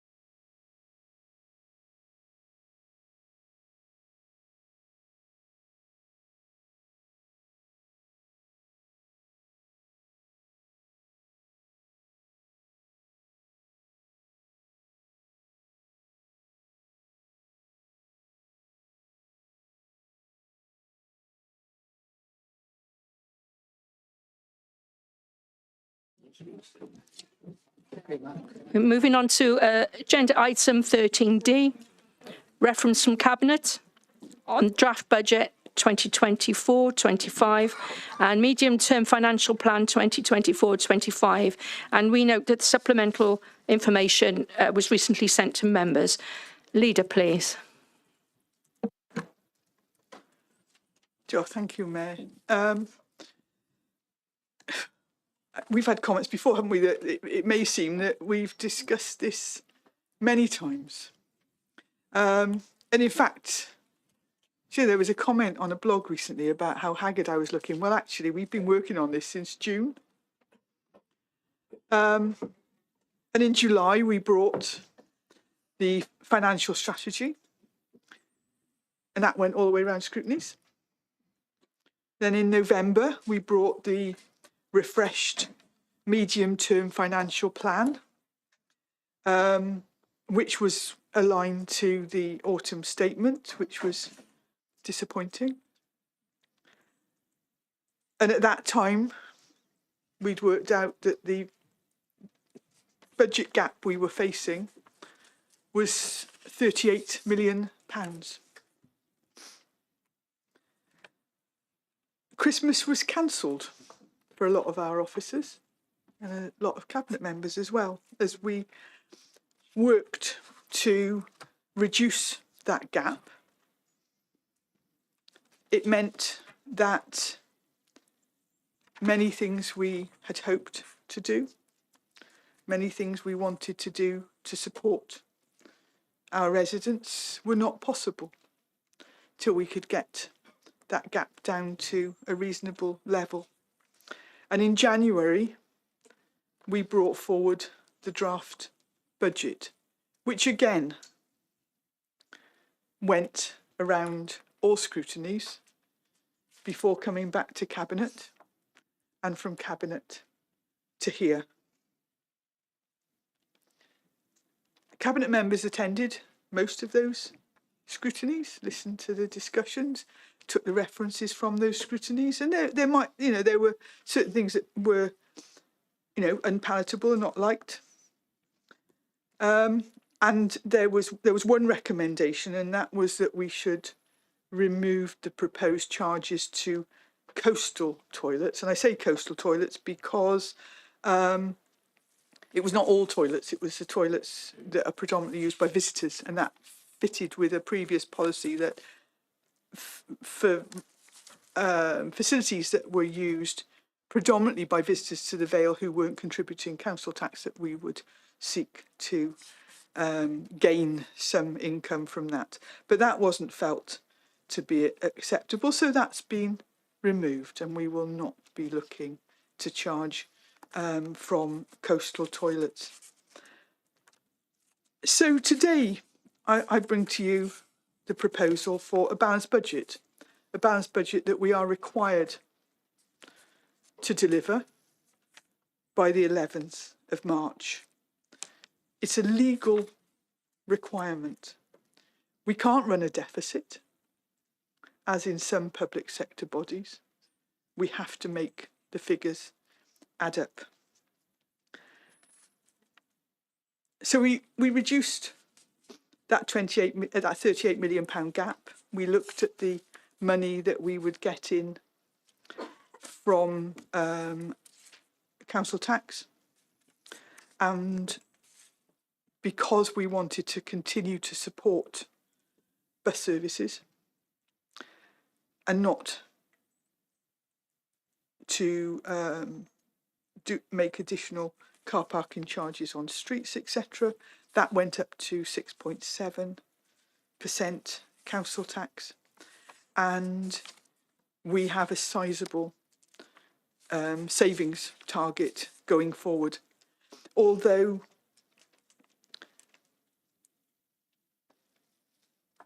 from the revenue monitoring that's recently come to Cabinet, we know that our staff are exceptionally good at managing to squeeze savings, however hard they might be, out of services. So our budget is based on supporting our most vulnerable. That's always been our policy. That means that we protect social care and education as best we can. It's interesting that in the recent Living in the Vale survey, and the full report will be coming forward in the near future, the top priority of our residents was easily accessible care and healthcare.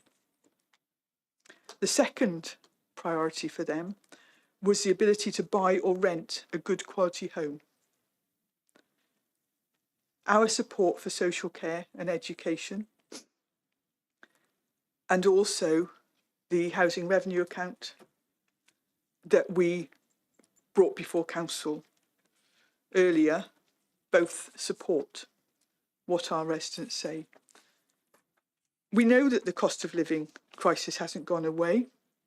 We know that in feedback, 60% of respondents said that they'd chosen not to put the heating on at times. We know that 44% of them said that they couldn't pay an unexpected bill of £850. So if their boiler goes, they're cold. When we looked at the pressures that were on us, there were a mix of pressures.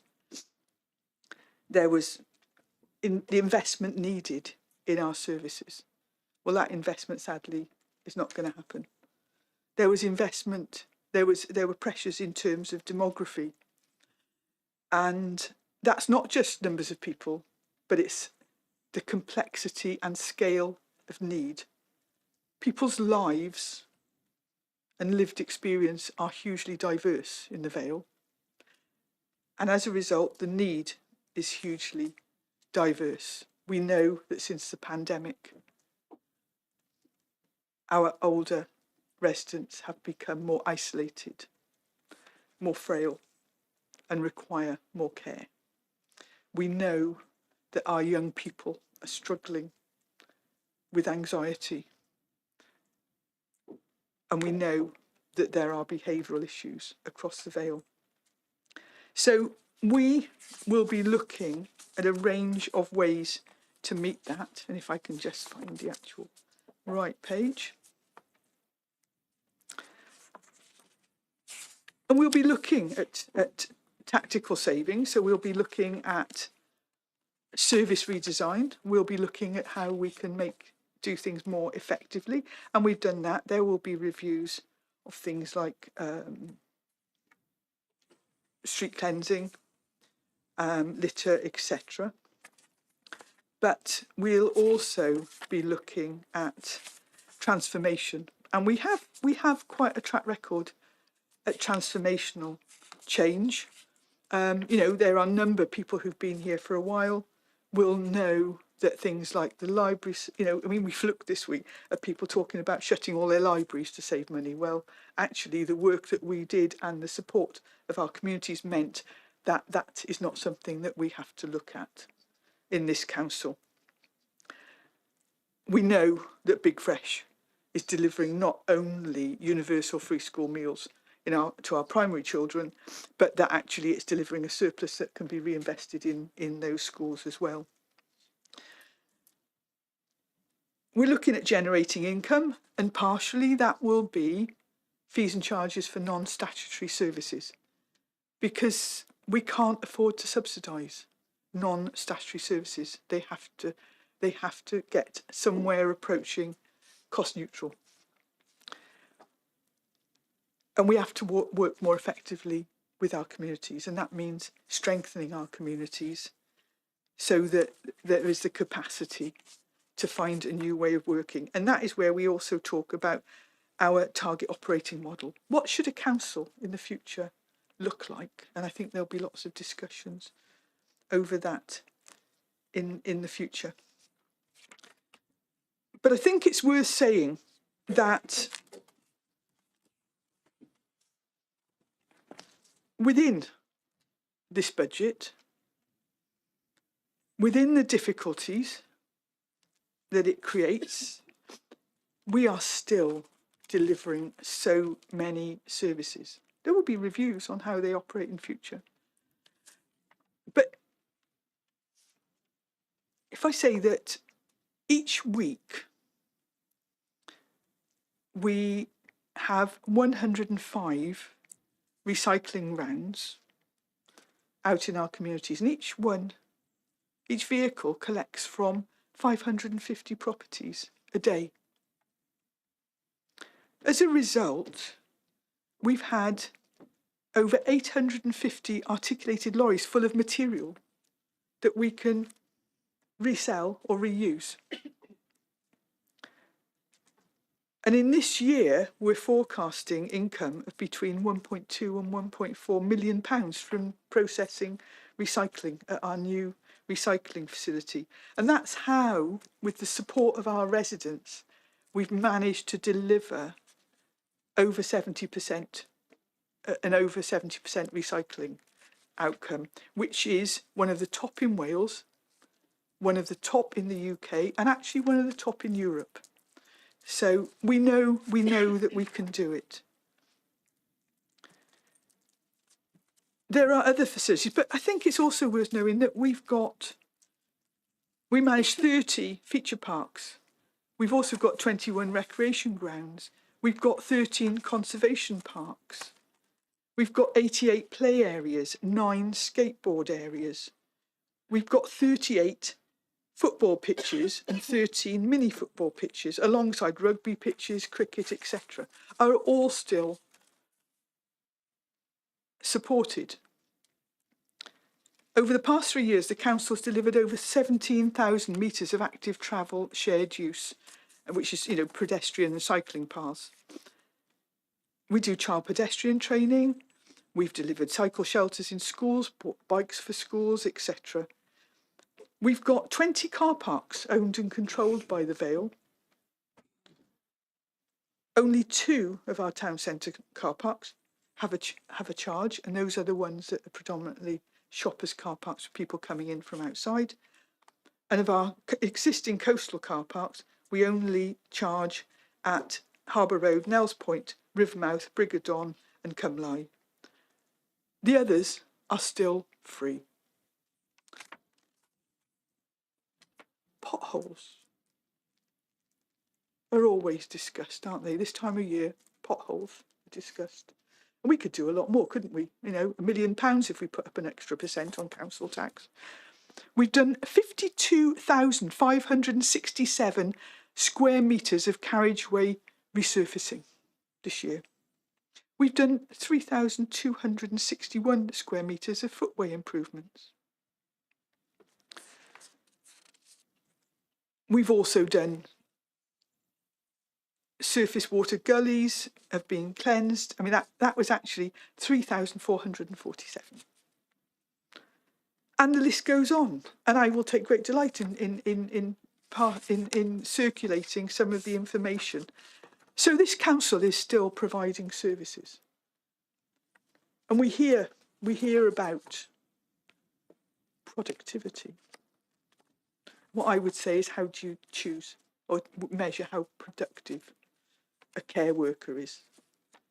How do you look at productivity when you've got a child with severe learning needs?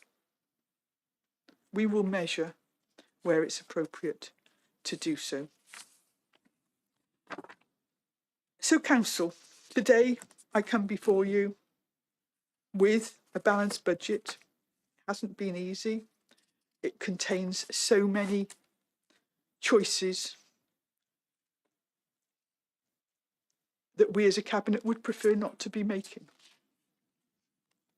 I listened to a fellow leader about a month ago on TV that said that she was expecting to be shouted at for the next month. And that's the case. But we have a job to do. We have to deliver a balanced budget, and our balanced budget is before you today. And I would therefore move the recommendations before you. And I'll second those recommendations, Mayor, and reserve the right to speak. Thank you, Councillor Brooks. Councillor Carroll. Well, where do we start, Madam Mayor? Because, yet again, this Labour Council is asking residents to pay more for less. And the reason is simple. Labour's failure to show leadership and manage budgets properly. And so it imposes cuts to services and starts charging for things like garden waste collections. Now, I may have more sympathy, Madam Mayor, but this authority built a multi-million-pound bus station with no buses. And it finds cash and resources for ideological projects that fall outside of the core services that this council exists to provide. So perhaps the leader could confirm how much this authority spends on diversity and inclusion officers, or if it gives cash to organisations like Stonewall, or the resources that go towards providing training on things like so-called microaggressions. But instead of taking responsibility, Madam Mayor, the leader usually resorts to blaming others. It's become a long-standing pattern, demonstrated recently at the Healthy Living and Social Care Scrutiny Committee on the 6th of February. At this meeting, Councillor Cave made perfectly reasonable comments about the funding of bus services in the rural Vale. But instead of addressing Councillor Cave's concerns, the leader resorted to what many residents have told me they consider to be a smear, and accused Councillor Cave of using inflammatory language. Perhaps the leader could enlighten us as to what aspect of Councillor Cave's remarks that she considered inflammatory. So it was with pleasant surprise, Madam Mayor, that I read recent comments in the press attributed to the leader, in which she took responsibility for a recent cabinet report. The report in question described the 2% cut in national insurance contributions announced in November by the Conservative UK government as disappointing. And in the process, she confirmed that this council opposes tax cuts for millions of working people, and I can only assume she opposes the further tax cuts announced today. Given the leader's attitude, it's of little surprise to see an inflation-busting council tax rise proposed within this budget. The 6.7% rise proposed this evening by Labour fits in perfectly with Labour's attitude that residents should pay more. It significantly exceeds inflation, with CPI currently standing at 4%. But what's particularly galling, Madam Mayor, is that this inflation-busting rise isn't necessary. This council has tens of millions of pounds in usable reserves, including £10.177 million sat in the bank in the council fund. As a percentage of this authority's revenue budget, this is much higher than the amount held by other councils in Wales. If this authority were to go with a real terms freeze in council tax and increase it in line with inflation at 4%, it would cost £2.505 million. But given the amount held in reserves, it's possible to go further than that and to cut council tax in real terms. And that's what we should do. A 3% rise would cost £3.435 million. This is below the rate of inflation, and so is a real terms cut. This real terms cut stands in stark contrast to the 6.7% rise proposed by Labour and would ease the pressures on working people across the Vale. So on behalf of the Conservative group, Madam Mayor, I therefore propose an amendment to the revenue budget. Our amendment will transfer £3.435 million from the Council's general fund balances to support the base budget. In the process, it will deliver a real terms cut to council tax. The cash is there to make it happen, and so I urge all members to support it, and I so move. Councillor Charles, were you seconding that? Yes, I am. Thank you. And would you like to speak as well? Yes, I would. Thank you. Thank you. I support Councillor George Carroll in his amendment of a 3% council tax increase. The additional income required by the council could well be taken from reserves, which the taxpayers of the Vale of Glamorgan have already contributed. During this time of increased expenditure for all families, I believe this could be the fairest way of raising the revenue instead of increasing the pressure on every household. The budget management of this council has been mismanaged by Labour and backed up by Landward First and the people of the Vale of Glamorgan deserve better. I reserve the right to speak again.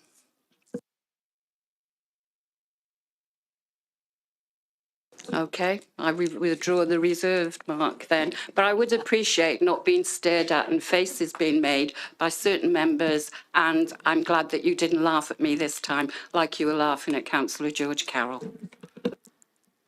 Thank you, Councillor Charles.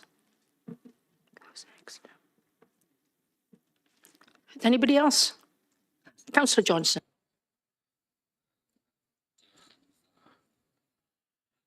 Thank you very much, Mayor.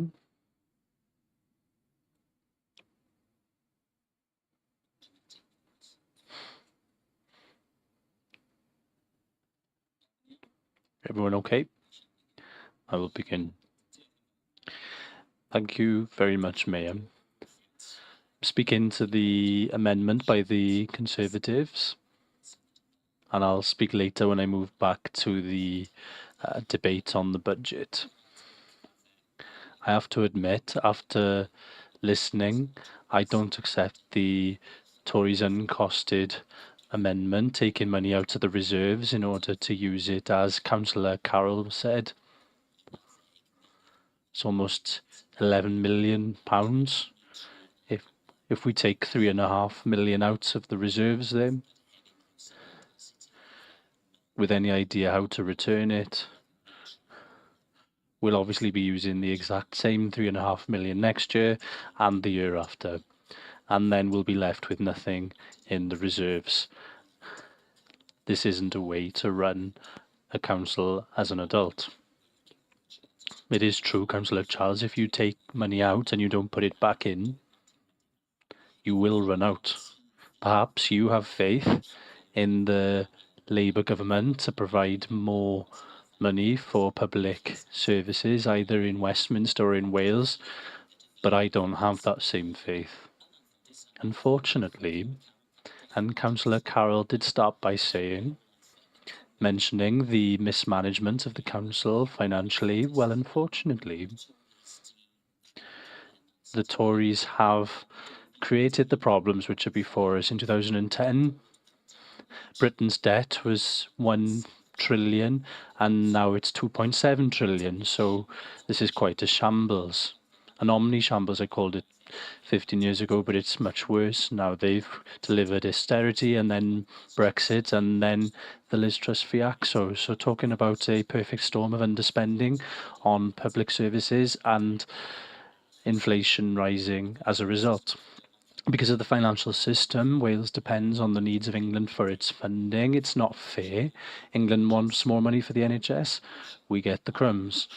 Wales wants more money because for the NHS because of the higher percentage of older patients. Go whistle. What sort of ridiculous regime increases or cuts one country's budget based on the spending of a government in another country?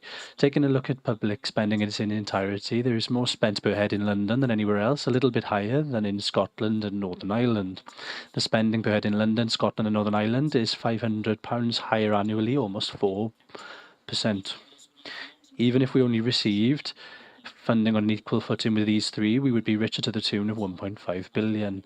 And this is the type of money which can transform our local services and ensure that we don't need to increase council tax, as has been suggested. But we don't, and this is leading to difficult decisions for all of us. Of course, in Scotland, the SNP government has used part of the additional funding to freeze council tax, realising the impact of the economic storm for families. But here, with a challenging budget across Wales, the ordinary people must pay more, a lot more, to maintain even basic services. Mayor, I'll come back to the budget before us later on, but in the meantime, I wanted to note that I don't accept the figures that we've received from the Conservatives now, because they haven't been costed in a sensible manner and a responsible manner which can be sustainable as a budget going forward for us in future. Thank you. Thank you, Councillor Johnson. Does anybody else want to speak on the amendment, please? Councillor Godfrey, please. Thank you, Lady Mayor. Just a point of order with Councillor Johnson. He quoted the increase in the debt under Conservative government, but he failed to mention a big thing called COVID that we've been through, and also the major factor we've been supporting Sorry, Councillor Godfrey, I've been told it's not a point of order. Well, I think, with all due respect, if he's going to make quotes like that, Sorry, Councillor. Going to have to ask you to be quiet for a minute. Councillor Wilson, sorry, did I miss you out? Thank you very much, Mayor, and thank you very much for that amendment. I think that amendment was pretty interesting. We're looking at a 3% council tax increase. At least you said a council tax increase, because I think the last couple of years you said 0% and 0%. And look where we've been now with 0%, 0%. I think we'd be facing some of the issues we're facing many councils in England and calling in commissioners to run our services. That's how bad it would be if we went for your suggestions. And also, I don't think the Conservatives have got any right to talk about financial mismanagement. As Councillor Johnson rightly said, we have got huge issues with our debt at the moment. At the moment, and I looked this up very recently, January 24, the total debt, the accumulated debt at the moment is 96.5 of GDP. Now, in 2010, as you know, we had a financial crisis in 2008 where really Labour bailed out the banks, stopped things, people running out of money at cash points, things that happen in places like Cyprus. And if you know Cypriots, I do. I've got a few friends who are Cypriots, and they tell me about the fact they couldn't have much money out at all. Fortunately, Gordon Brown bailed out the banks, and he had to do it. And even though, can I finish, please? Thank you. Even though we had that issue, but at the end of their government, and you said the Conservatives says no money left, it was 60% of gross domestic product, and it worked out to be roughly just under £1 trillion of accumulated debt by then. But since then, it's grown by £1.6 billion. We don't need any lessons from the Conservatives about financial management, because they haven't got a clue how to manage this, and they certainly wouldn't have a clue if they won this authority. So thank you. Thank you, Councillor Wilson. Can I just ask Councillor Godfrey if you wanted to speak on the amendment, please, but not a point of order? Councillor Godfrey, can you answer that, please?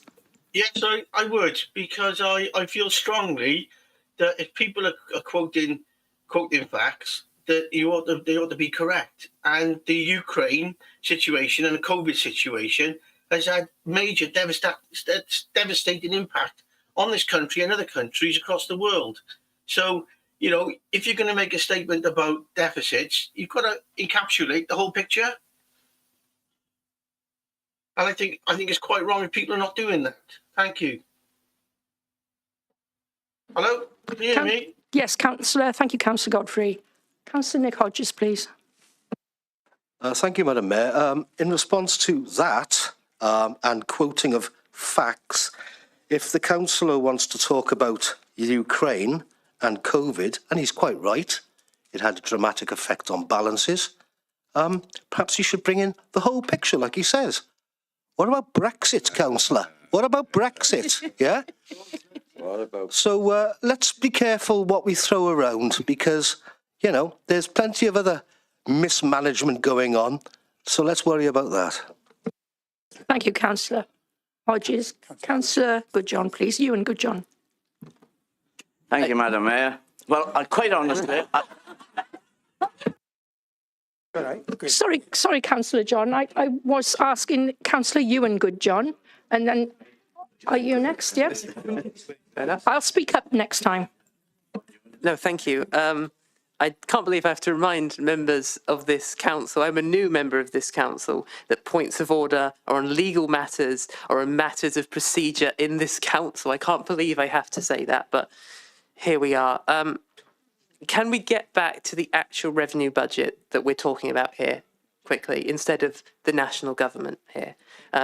Uncosted tax tax cuts, that's common for the Tory party.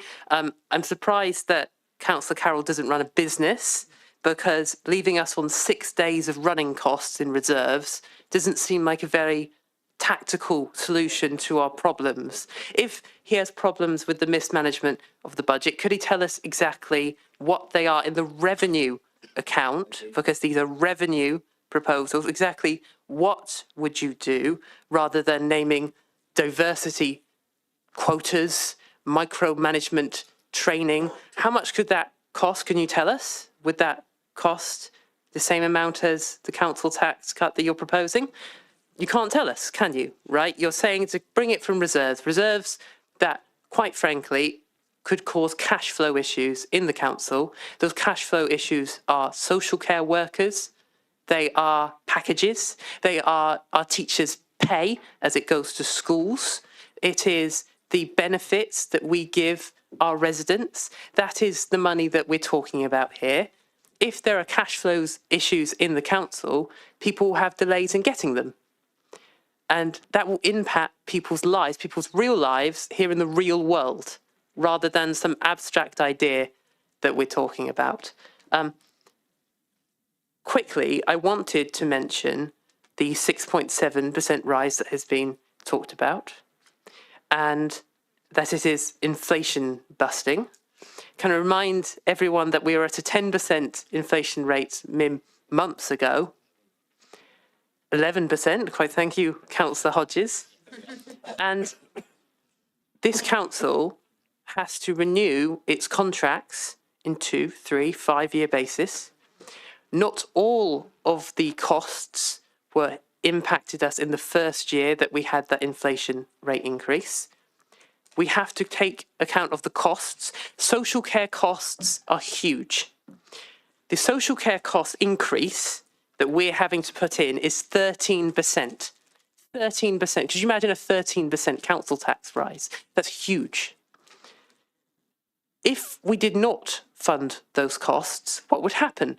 Well, we know the NHS is already struggling because of mismanagement from the Conservative government and its finances. Simple as there is a lack of funding in the NHS from Westminster. We've talked about this already. It's Tory mismanagement. But if we were not to fund social care, the NHS would be further on its knees, because once you leave a hospital, where do you go? You go to social care. You come to us, to the council.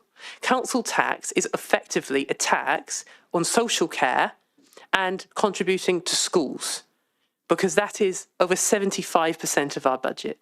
That's what we're talking about, not some diversity quotas. That's what it is. It's schools and it's social care. So unless you want to propose a cut to them, then I cannot support any amendment unless it is fully costed and does not hurt our most vulnerable residents. Thank you.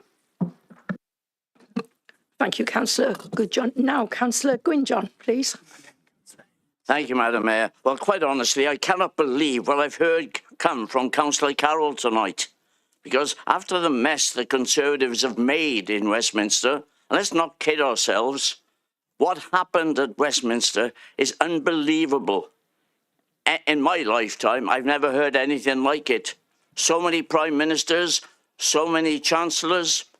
It's absolutely ridiculous the way this country's been run. Now, quite honestly, if I was in your shoes, I would have resigned from the Conservative Party, because I was absolutely ashamed of what they are. But let's not forget something. Let's not forget something. Let's go back. You tried in 2019, where you couldn't set a budget, and we had to form a coalition to keep this council from being handed into Welsh Government hands. So let's not forget that. We can go further back, when the Conservatives in 2000 brought an 11% increase in council tax. I mean, Councillor Hodges will remember that. I mean, the older councillors that were here, and Councillor Hodges has been here longer than I have, but at the same time, we remember those days. So this is not the end of, this is not the biggest budget increase ever. But when you consider, as we have heard from members tonight, that huge impact this council has had over the last year, we've had 6 months on Cabinet discussing budgets. not knowing which way to turn, what to cut. Because let's make no mistake about it, if you go in with low figure, you'll have to have cuts. And when those cuts, that affects people more than ever out there.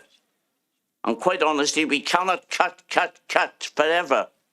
So simply, we are totally, at Lantwit First, completely supportive of this budget tonight.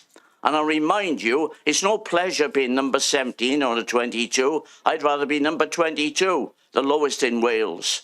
But let's remember that we're number 17 at the moment in Wales. There's lots more councils than us in deep, deep trouble. And I'll remind you again about spending reserves.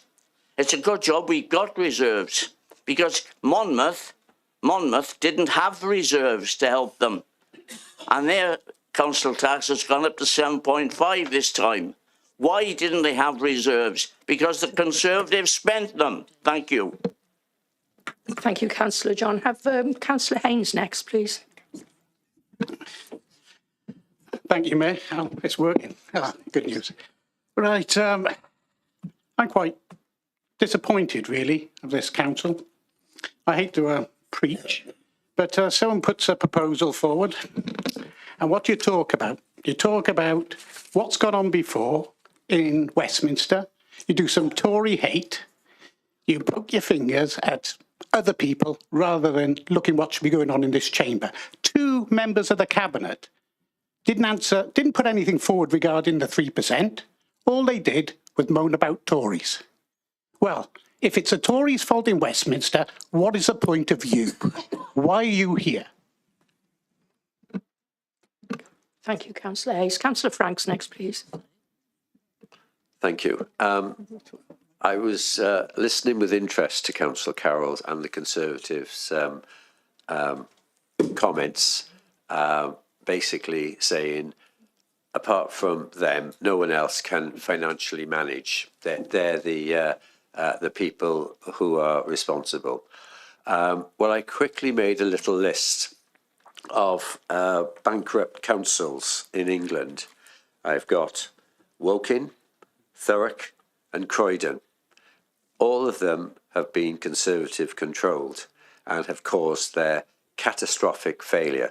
Now, we're all well aware of Birmingham, which we can't blame the Conservatives for, but I do think Councillor Carroll has to address the catastrophic failure of the Conservative councils in England. Thank you, Councillor Franks. Councillor Lisbonette, leader, please.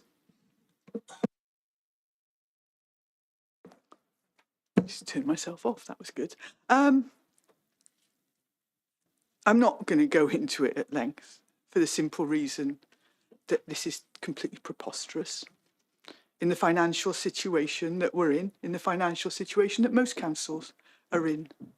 To play games, you try and work out what the arguments are going to be in full council. I really didn't think you were going to come up with that this year. Not when we're in the situation that we are, with the games that are being played. So I'm just going to say that I will be voting against this amendment. Can we get on to some serious discussion, please? And actually, can we move to a vote? Thank you, leader. Councillor Perry, please.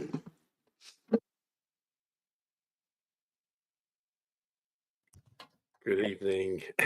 Yeah, so I'm sat here, the popcorn, spectating on the divisive party politics.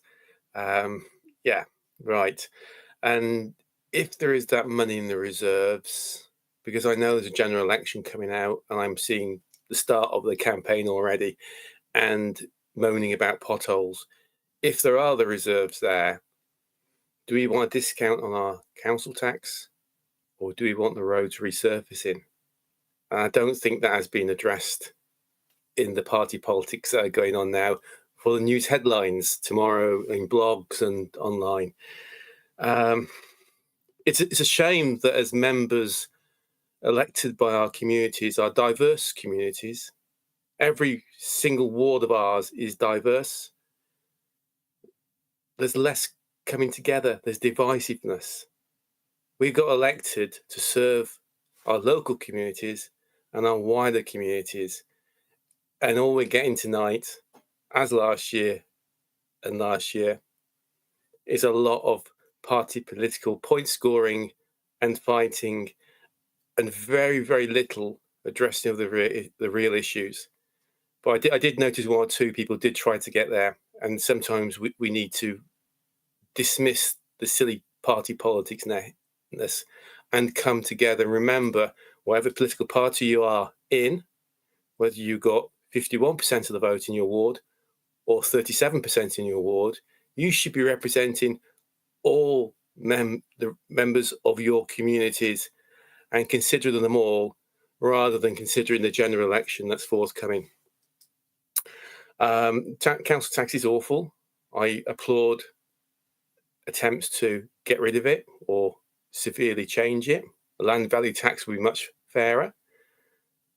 2p off national insurance, and here I go back onto that, national politics, but just lift the thresholds so the people who most needed that tax cut would have got the tax cut, not people on larger incomes benefiting more than people most in need at the bottom. Yeah, trickle up or pour up economics is what we've been experiencing for the last 40 years. I'm sadly been around for it. Political ideology, which is proven wrong, and yet people will still stand by it, ignore the facts, and shout over the science, shout over the knowledge with these party political things. Obviously, I'm not going to support the amendment because I believe that my residents would rather not spend more money on new tyres and suspensions on their vehicles. I think they would rather, if there were reserves, fix the roads and fix the other services and stop relying on volunteers to run our services like libraries. Value the services, value our people. The ideology that I hear, people are only, motivated by money, which is not true. We all do voluntary work as elected members, but that's the ideology. When it's benefits or not, punish them. Yeah, make them work for their money. And yet our libraries are a success because of volunteers. But really, we should be valuing our libraries and valuing the people there and paying them. We've got this all wrong. We should stop cheering the minority getting wealthier and wealthier and have a more equitable society. Equitable society is the public realm. It's those services that support the vulnerable, the people we really care about, apparently, until it comes to party politics, and then we stop caring. So I'll be voting against this amendment, and one day I hope I sit here and go, actually, this is a good amendment because it shows you care for all members within our communities, and it's inclusive, and it's not there just for the headlines tomorrow online on newspapers. Thank you. I'll see you soon. Thank you, Councillor Perry. The leaders asked to move to a vote. A second. Do we have a seconder, please? I'll second that, Mayor. Thank you, Councillor Brooks. Councillor. So what you will be voting on is the amendment as put forward by Councillor Carroll. And that amendment, if I've written this down correctly, is for a council tax increase of 3%. And that is funded by taking 3.345 million from the general fund to support the base budget. I think those were your words. Yeah. So if members are in favour of the amendment, if you use the plus button. If members are against that amendment, you use the minus button. And hopefully Democratic officer has got the vote ready. Yeah, so you may vote. Thank you.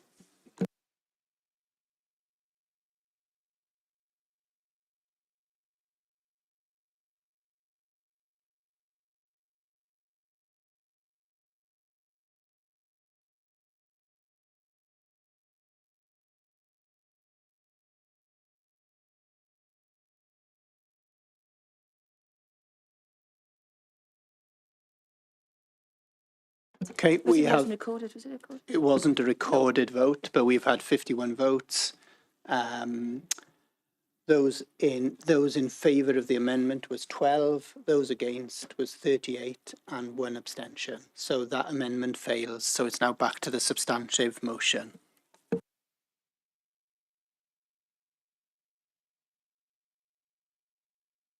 Would anyone else like to speak on the original motion? Councillor Johnson, please. Diolch, Mayor. Thank you, Mayor.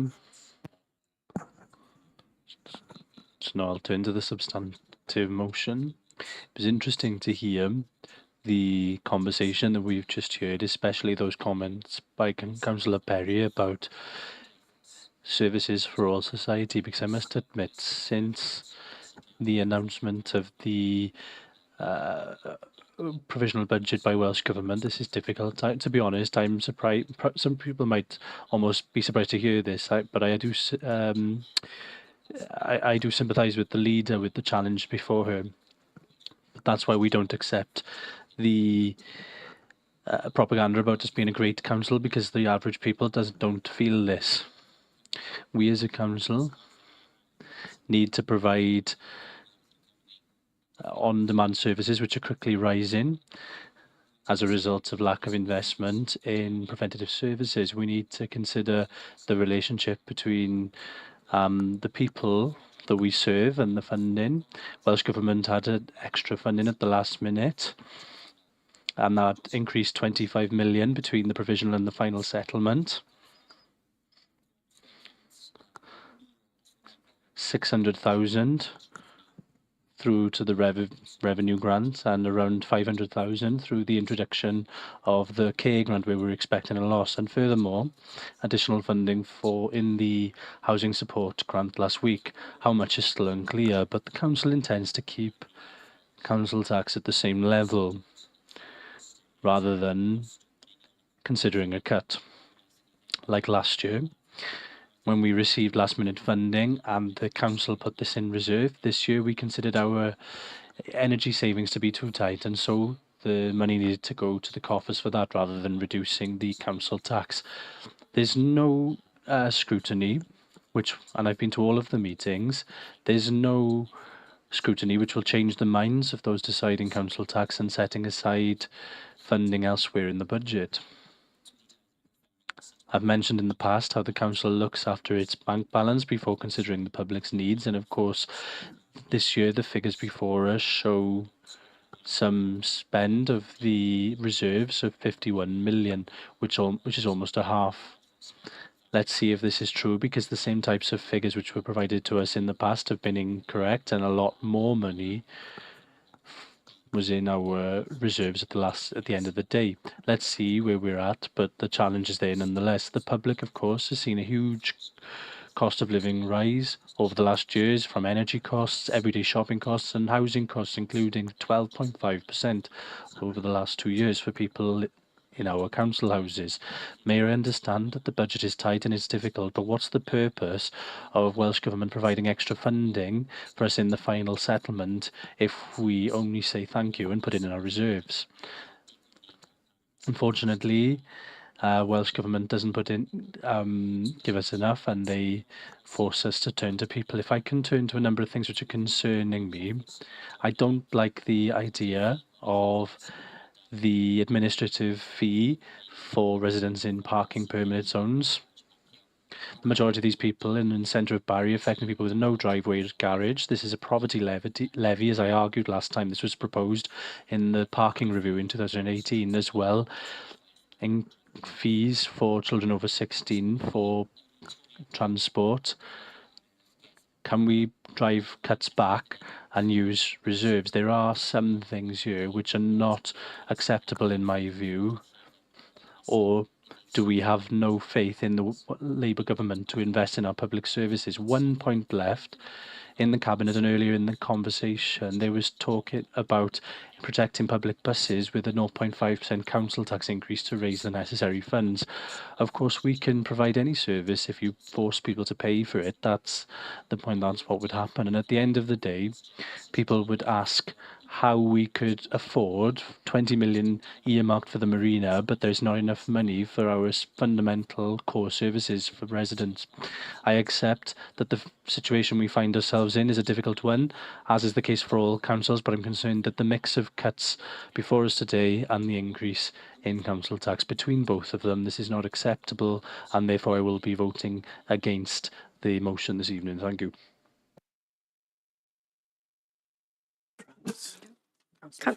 Councillor Brooks, I believe, was first.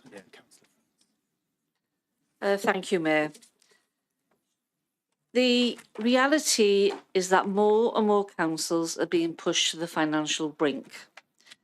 More councils have issued a Section 114 notice last year than in the previous 30 years combined. And I mean, that is actually quite astounding. Welsh Government have quite rightly put the protection of public services at the front and centre of their budget. However, we cannot get away from the fact that their funding has been cut for the last 14 years from the Westminster Government, leaving them with no alternative but to reduce their tranche of funding for local authorities, albeit not at the same decimating levels as over in the border in England, thankfully. Now, many people have the view and are deeply concerned about public service and believe quite that they are actually in a very vulnerable state.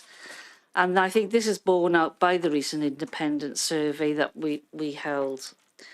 And I know the leader referred to it earlier, but the cost of living came out as a significant issue, and 42% of the population cited the easily accessible care and healthcare when I or my family need them as a top priority. Closely followed, of course, by the buying or renting a good quality home. These are the issues that really matter to people at their priorities. I stand by our commitment to protect those services which support our most vulnerable residents. However, we still have had to make some incredibly difficult decisions to deliver a balanced and fair budget.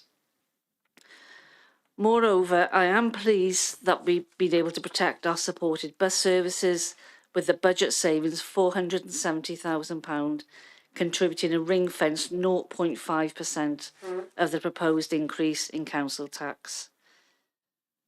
And I think, I feel very strongly that many of our residents in rural and deprived communities rely on our bus services and the supported bus services. And I fully support this stance. And I am looking to you for support, for your support and agreement with our proposals here for tonight for a 6.7% increase in council tax. Thank you. Thank you, Councillor Brooks. Councillor Franks, please. Thank you. I listened carefully to the list of actions of this authority in the current financial year. We heard about potholes being filled, a bit of resurfacing, grass being cut, road gullies being emptied. Basically, the standard work of all councils. What did surprise me a little bit was there was a very quick reference to our support for education. I'm not sure if I misheard, but that's what I think I heard. Our support for education has led to a disastrous situation in our schools. We've also heard a mention about people's priorities. That was good to be reminded. But I don't think we heard mention of the consultation with the public, which, if my memory serves me right, did not support the proposed level of increase.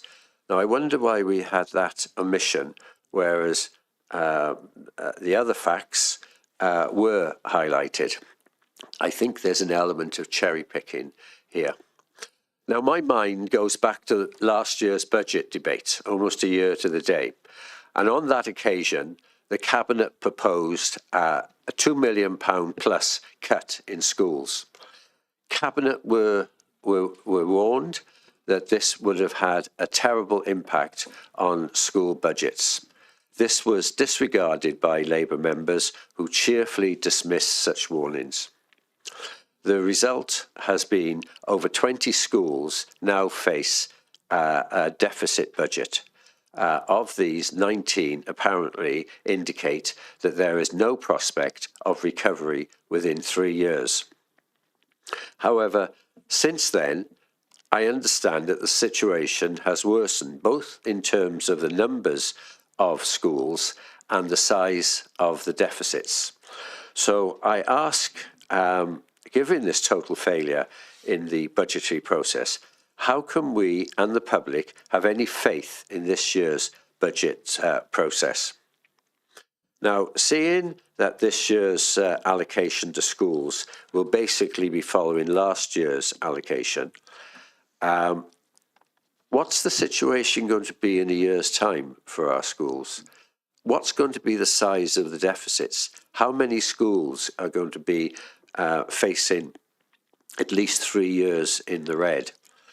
And to add to their problems, I understand that schools are going to be asked to pay for school crossing patrols and for elements of grass cutting. We really do need to know what the impact will be on schools in 24-25.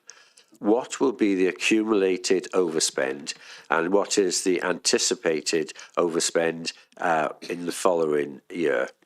I would welcome comments from the Cabinet Member for Education on these points. Thank you.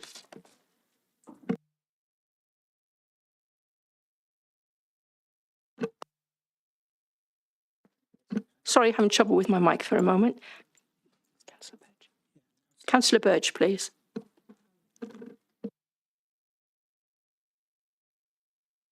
Okay, thank you.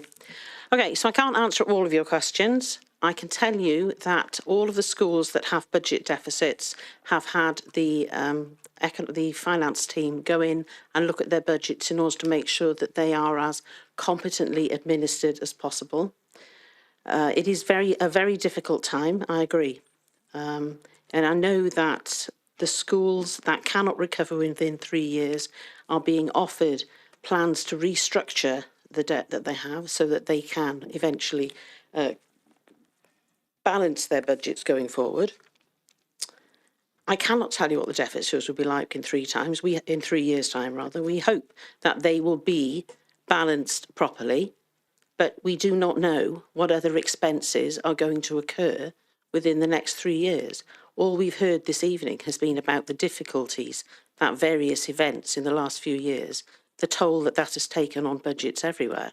So schools are not going to be immune from that. So the schools crossing patrols and school grass cutting, I can get back to you with a written answer on that, but I can assure you that we have 2 people at the back who have a team that have gone into all of the schools in order to help them balance their budgets and go through them with a fine-tooth comb. Some have slack that they can cut, some do not. Obviously, it's going to be much more difficult for some schools than others. Thank you, Councillor Birch. If there's nobody else wishing to speak, I'll ask the leader to sum up, please. Thank you, Mayor. I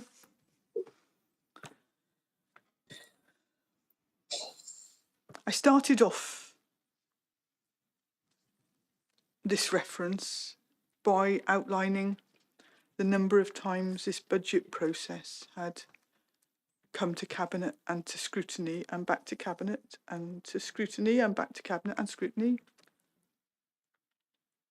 And the level of contribution in those scrutiny committees, where we can have discussion, we can have debate, we can come up with alternative suggestions,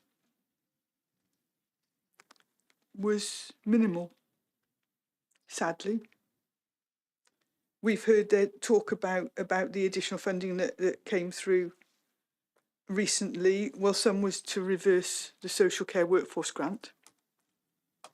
And some was used, it's talking about energy. Actually, we had energy savings in terms of schools, which would have, as we will not be in a position to deliver those savings until the end of this year, would have actually been a resultant deficit, further deficit on the schools that was used for those, and also towards school transport.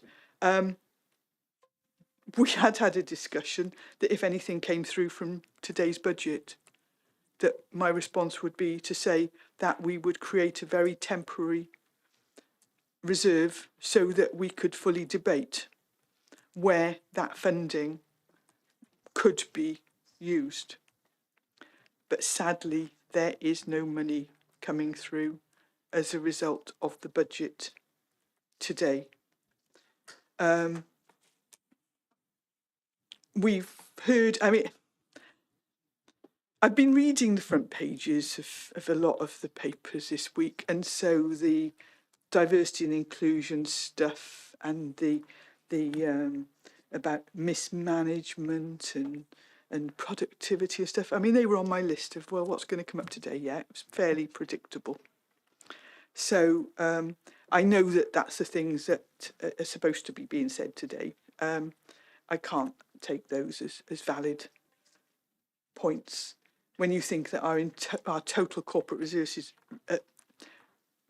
budget is 5% of our total, which includes our finance team, our HR team, our property team and everything else. And a tiny bit of that might be putting a couple of social media posts out.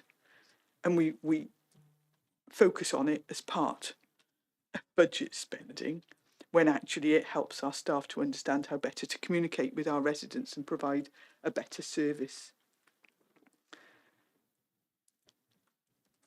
We yet again have, well, you've got an empty bus shelter. Well, it's much better to have one in preparation of the bus services that you negotiate and support. And I'm happy to do that, and I'm happy to do what we can to maintain bus services until the planned bus franchise comes into being, and we hopefully will have integrated transport services across the Vale of Glamorgan, and integrated ticketing would be even better. But until then, we will work on that. I was disappointed to hear nothing will change the minds. No, talk. Can we try those conversations rather than waiting a year and coming into this chamber and then coming up with last-minute suggestions that our officers can't appraise to see whether or not they're valid proposals to go forward? And, conversations about reserves, they are laid out in these reports, both the amount of reserves. We've rationalised them this year because we had to be able to have usable reserves, and the proposed movements in those reserves that we expect over the coming years. It's all there in the reports. So yet again, when we face a backdrop, the much vaunted, it's amazing actually that I think we all knew it was going to be in the budget before we got to today, of a 2% cut in national insurance, where it's going to affect people sort of 25 to 50,000. If you're of retirement age, you won't get a penny.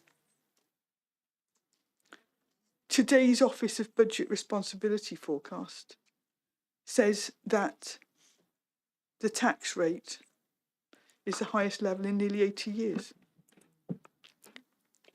Lady, you have 30 seconds left, please. And all I would say is, I repeat, this is a budget to protect the most vulnerable.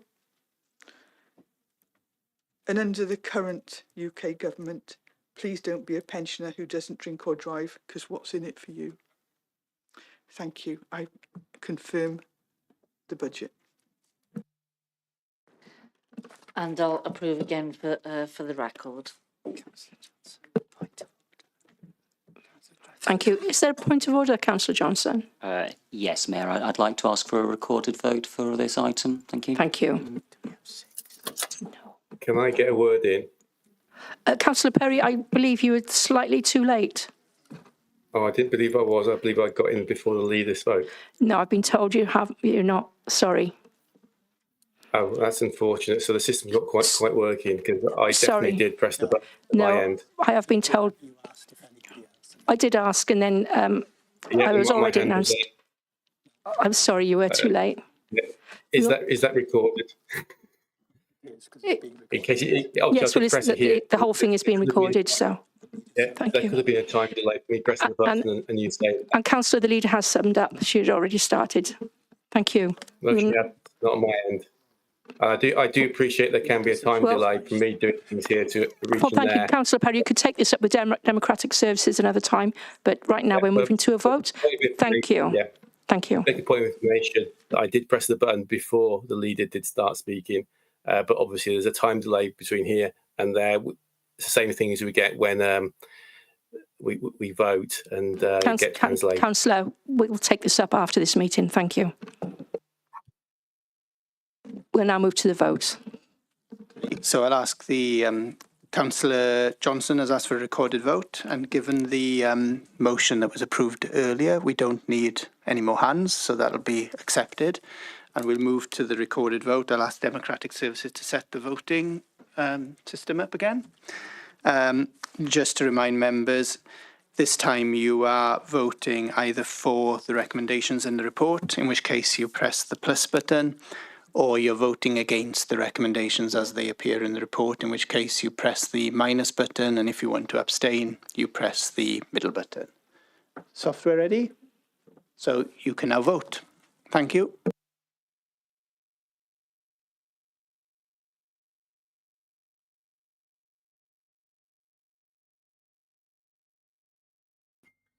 Chief Exec, just for your information online, it's either yes or no, not plus or minus. Thank you, Councillor Godfrey.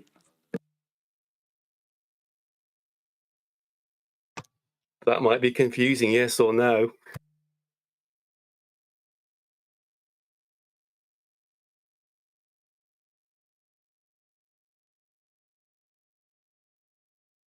Okay, all votes have been cast, so they'll now be displayed on the screen so you can see how members voted. 30 votes in favour of the recommendations, 21 against, no abstentions, total number of votes cast 51, and those recommendations are carried. Thank you.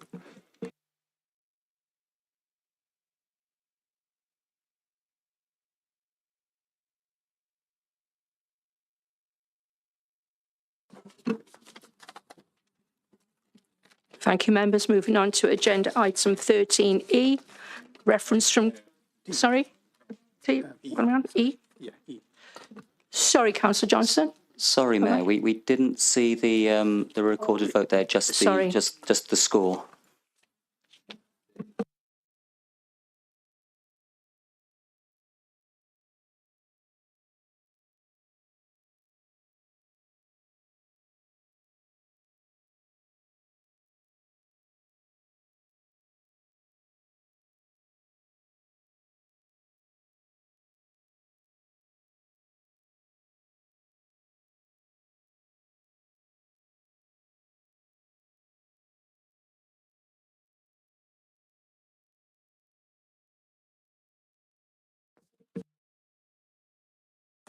Thank you. Agenda item 13E, reference from the Cabinet, Capital Strategy 2024-25 and Final Capital Programme Proposals 24-25 to 28-29. Leader, please. Thank you, Mayor. The report sets out the Council's proposed capital strategy for 2024-25 at Appendix 1 and the final five-year capital strategy, capital programme proposals for 2024-25 through to 2028-29. That's at Appendix 2. It looks at the longer view of the Council's capital investment requirements, but I think we should note that capital resources are difficult to predict, as the general capital funding provided by Welsh Government tends to be awarded on a year-by-year basis, also influenced by specific grants. And as we know, capital receipts are very difficult to predict given the uncertainty in the current economic climate. The Council's facing significant pressures in relation to price inflation and the cost of living prices. where we see virtually on every project the increases in materials and labour, and that's had an impact on the current schemes within the capital programme. In December of last year, the Welsh Government announced the Provisional General Capital Fund, and that was 6.986 million. That was made up of 3.54 million grant and 3.446 million of supported borrowing. That's a decrease of 11,000, so real term reduction from the general capital funding of the previous year. No further indication has been received from Welsh Government of an increase for future years, so we are assuming that the capital budget will flatline. A summary of the 5-year capital programme and how it's funded is given in the report, and the total value of capital schemes over the next 5 years is 387.6 million, and that includes 25.4 million for the Band B Sustainable Communities for Learning programme, but that excludes the pipeline schemes, so would imagine that will increase, and also 205.8 million for the housing improvement programme.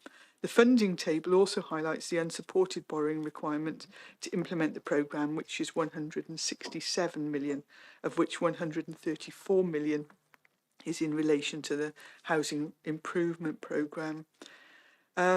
Since the draft capital proposals in January, coming through into the final programme, several amendments were made to the final 5-year capital programme that are detailed in the report in full. And that's slippage that's been requested as part of the Q3 capital monitoring report that came to Cabinet in the same time as this. Work on decarbonisation schemes, including LED lighting, solar PVs, etc. Reprofile of the Cardiff Capital Region City Deal Scheme, and also the fact that the Council's non-treasury investment strategy scheme is now being funded using 12 million of prudential borrowing rather than a split of 10 million borrowing and 2 million reserves, because we freed up reserves to do higher priority schemes. Match funding of 518,000 for the Llan Maes construction scheme was originally proposed to be removed from the 2023-24 capital programme within the draft capital proposals report. However, that's been put back in as part of the final capital programme. A full breakdown of the asset renewals budgets is also included in the 2024-25 capital programme as Appendix 2. So it's a fairly straightforward programme. The details of how we're going to spend the money, where it's and where that money is coming from are in the report, and I would therefore move the recommendations in the report. And I'll second the recommendations, Mayor. Thank you both.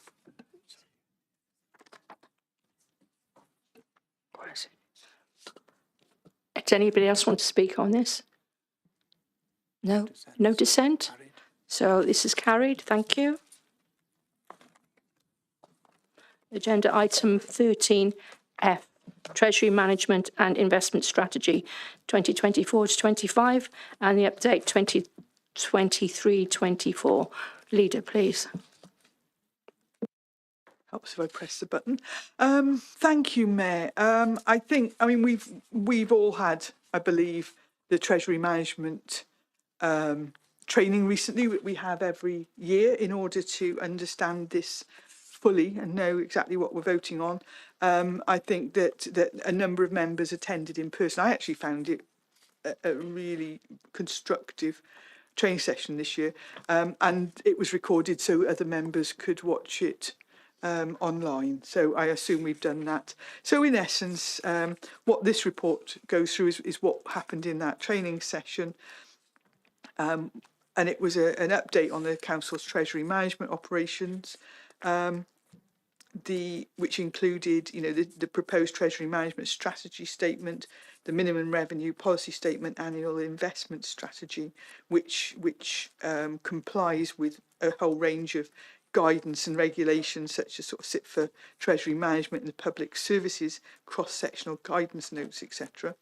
The Treasury Management Strategy, minimum revenue provision and investment strategy was in Appendix 1 and covers a range of subject matters such as the reporting requirements, statutory prudential and Treasury indicators, the, as I said, the Treasury Management training that we had, the economic background, so an understanding of the economic and fiscal environment within which we work, because I think we all still go back to the mini fiscal event or whatever it was called, and the horrendous outcomes from that. Prospect for interest rates, so that we know what is likely to happen with money that we're actually borrowing or investing. Balance sheet projections, our borrowing. I think it's worth noting that we're in an under-borrowed position, and also that we will tend to loan to ourselves because actually we get a better return on investment rather than paying interest costs. And our minimum revenue provision, which is the resources that the council must put aside in each year to repay the principal sums borrowed. I think it's worth saying, because one of the things we talk a lot about 114, and we've always been a very prudent council. And the principal aim, while we're quite happy to have investment income, our principal aim has got to be to protect the sums invested from loss and ensure liquidity. So we would not invest things where there was a potential of financial loss to this council. I think that's really quite important for us. We'll seek to maintain a minimum £30 million investment balance in addition to any working capital surplus. But if that's not possible, any shortfall will be rectified in the next year. When I was talking about investments, the council will place investments in safe investment accounts, such as the Debt Management Office, UK local and police authorities, UK Treasury bills, money market funds, and a bank interest yielding deposit account. And the total investments as of the 31st of December 2023 were 50.495 million at an average rate of 5.54% for the period 1st of April to 2023 to 31st of December. And in terms of our Treasury Management Policy Statement, Treasury Management at the Council is conducted within the framework, the CIPFA framework in effect, which is the Chartered Institute of Public Finance and Accountancy's Treasury Management in the Public Services Code of Practice 2021 edition. So on that note, said, with all of us having had the extra training and the report fully, and us having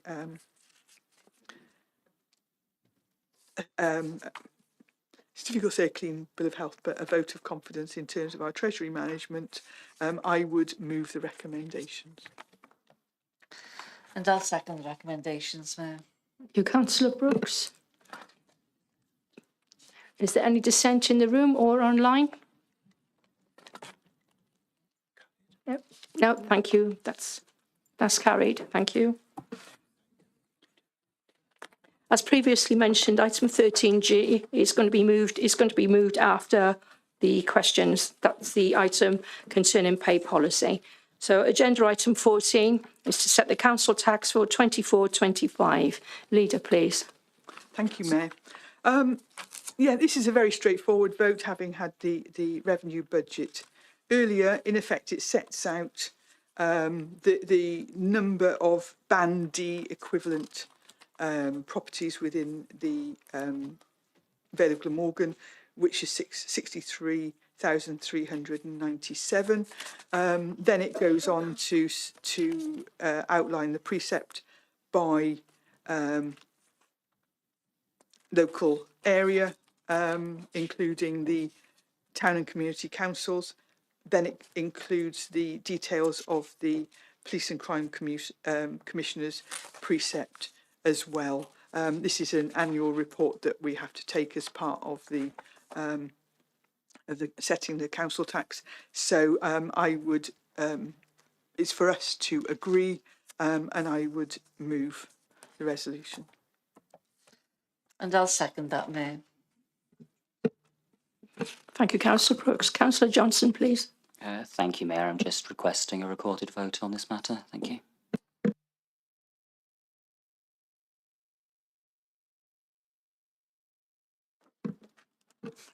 Anybody else would like to speak on this, please?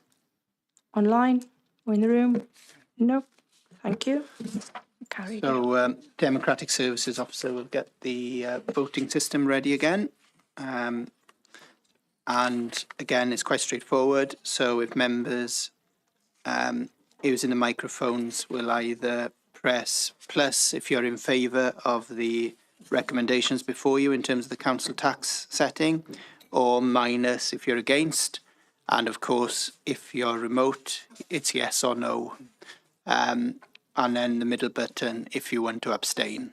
So plus if you're in favour of what's on the recommendations before you, minus if you're against, or yes or no. System ready, Matt? Yeah, so members may vote.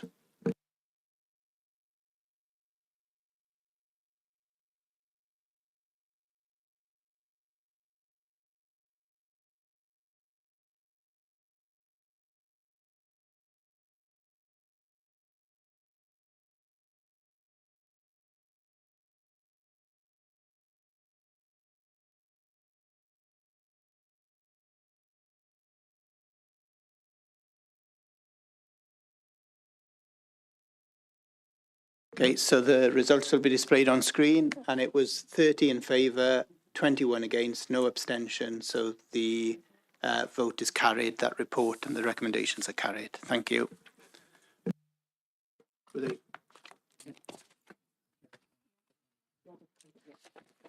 Thank you. Moving on to agenda. Sorry. Yep. Sorry.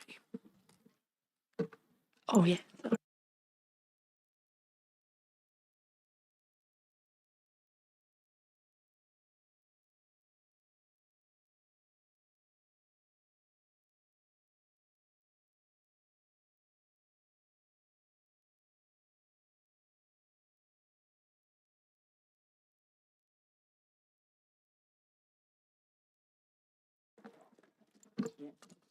Thank you. Agenda item 15, urgent decision procedures, A to I.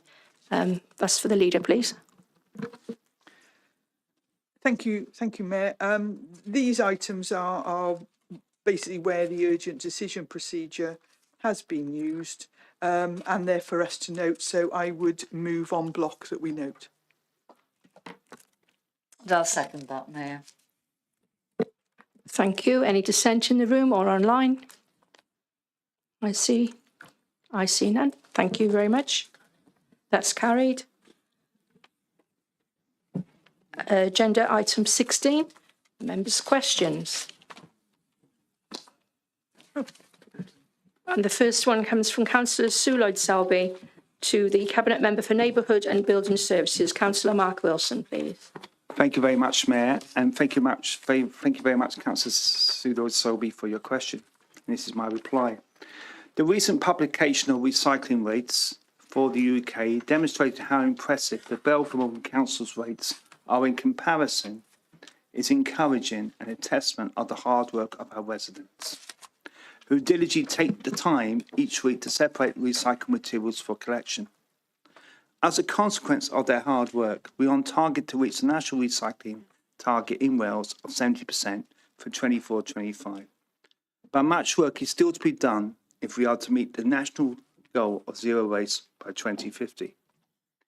In pursuance of improved performance, we should be introducing free weekly residue waste collections for flats and apartments and improving recycling provision at these locations to capture more recycling where, unfortunately, participation remains low. And recently, I visited some very interesting waste storage facilities. Additionally, the service will be proactively monitored black bag collections to identify areas and properties that do not recycle, or those whose recycling levels could be increased. In addition, vape recycling will be introduced shortly, along with additional residual waste controls at the Council of 2 recycling centres, Atlantic Trading Estate and Clandau. As members may already be aware, from the 1st of April 2024, Welsh Government is introducing new legislation to improve recycling rates at commercial properties, where there will be a duty to separate all recycling from the waste stream prior to collection. Businesses will no longer be able to just have residual waste collections, which will improve recycling rates and provide commercial opportunities for the council as a commercial waste service provider. Across Wales, in the longer term, Welsh Government will be coordinating the implementation of a new deposit return scheme, which is a take-back scheme for drinks, cans and bottles. In addition, the extended producer responsibility scheme for packaging based on the polluter pays principle will be introduced in 25-26. This will mean a reduction of packaging material and the council will be reimbursed for collecting and recycling it. It is hoped that all the new initiatives I have detailed will reduce waste and improve recycling rates further. As ever though, our biggest reliance is on our residents. So I would like to take the opportunity, if I can, to thank them for the continued support as we seek to transition to a zero waste country in Wales. And that's my answer. Councillor Selby. Yeah, thank you, Mayor, and thank you, Councillor. It's good to hear about the progress that's being made and just to echo the thanks that have been given to residents for their hard work and the way that they've cooperated with us. In terms of a question, just related to that, you referenced the changes that are being introduced for commercial properties. Just wondering what steps the council is taking to support particularly small businesses and charities in relation to those changes. Thank you. Thank you very much for your supplementary question. I know that many visitors from our Shared Regulatory Services Department has been visiting lots of these premises. We aim to support them as much as possible, and I'm sure if any of them has got any issues or any concerns, we're more than happy to visit them again and give them further advice. So thank you. Thank you, Councillor Wilson. Question number 2 from Councillor CP Franks to the Executive Leader and Cabinet Member for Performance and Resources, and it's concerning sexism and abusive behaviour regarding the Fire Authority.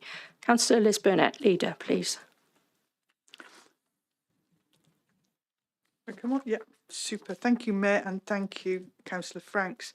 I was actually a member of the panel that appointed Fenella Morris KC to undertake an independent review of the South Wales Fire and Rescue Service. Panel members were clear in their view that the review should include consideration of organisational culture as well as of specific incidents. The comprehensive independent review was published at the beginning of the year on the South Wales Fire and Rescue Service website. I'm able to provide links if necessary. It was wide-ranging and included multiple recommendations. However, it also sought to identify positives as well as challenges. I think that should be noted. And it stated, we have been hugely impressed by the thoughtfulness, warmth, intelligence, pride and commitment of the people we have met. These characteristics, combined with the fact that some useful steps are already being taken, provide the foundation for our optimism about the future of the South Wales Fire and Rescue Service. Following the publication, Deputy Minister for Social Partnership Hannah Blythen said she felt the service lacked the internal capacity or capability needed to oversee its own recovery, and subsequently appointed commissioners on the 6th of February to deliver the report recommendations. I met with the commissioners last week to discuss their ongoing dialogue with local authorities. Thank you.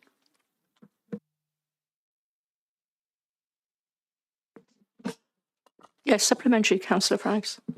Thank you. Given the frequent claims of Cabinet how inclusive this council has become, why was there a failure to report this devastating matter to council at the earliest opportunity?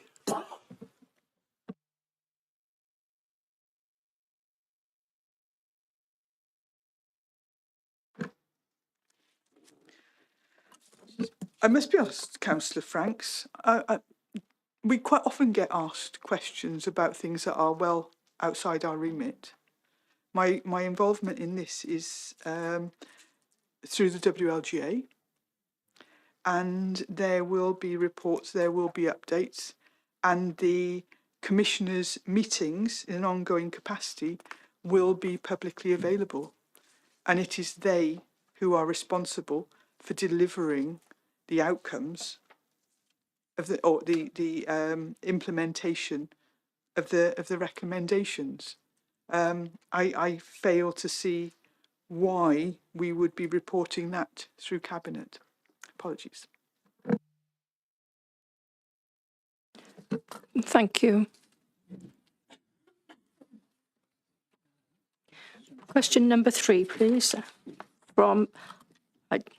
Question number 3 from Councillor Ewan Goodjohn to the Cabinet Member for Education, Arts and the Welsh Language. Proposed new school building for Barry St Richard Gwyn High School. Councillor Rhiannon Birch, please. Thank you. The project is progressing to plan. The Council is currently liaising with Dŵr Cymru Welsh Water to prepare a robust proposal for presentation to the Planning Committee this spring. Subject to approval by the Planning Committee, the Sustainable Drainage Systems Approval Body application will be issued and all required consents should be in place by June. Cabinet approval will then be sought to progress to the procurement stage. This will enable the project to be completed on schedule by September 25. Any delay to receiving the necessary authorisations will necessarily impact on the project completion date.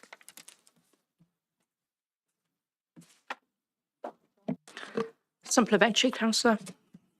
Thank you. Following the consultation that was held on the new building at St Richard Gwyn, what steps are being taken to deal with the underpass, which has notoriously been a fearful place for students, especially vulnerable students, as that was highlighted as the main concern in the consultation? Thank you. Well, I'm happy to say that they are including an active travel plan within this, as you would expect in a development of this size, which will obviously include the possibility of different forms of transport rather than children going using the underpass, which I know has been a problem in the past.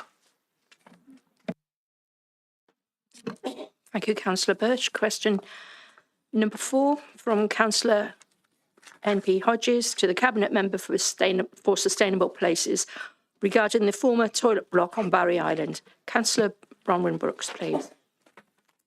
Thank you, Mayor. Thank you, Councillor Hodges.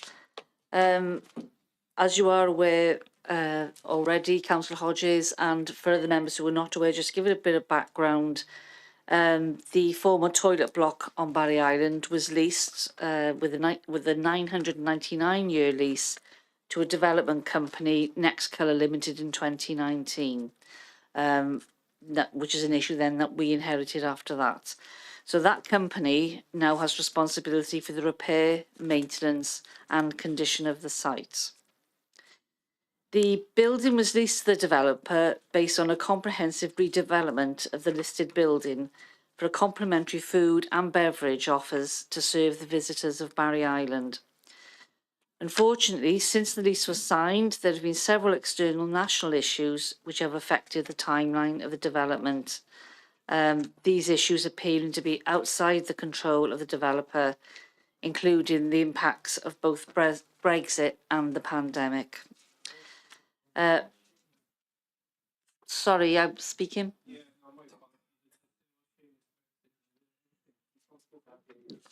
Sorry, Carry on, Councillor. Sorry, Mayor, I'm actually speaking. Yes. Thank you. Can we have one voice, please? Thank you. Thank you. Councillor Brooks, carry on, please. Thank you very much.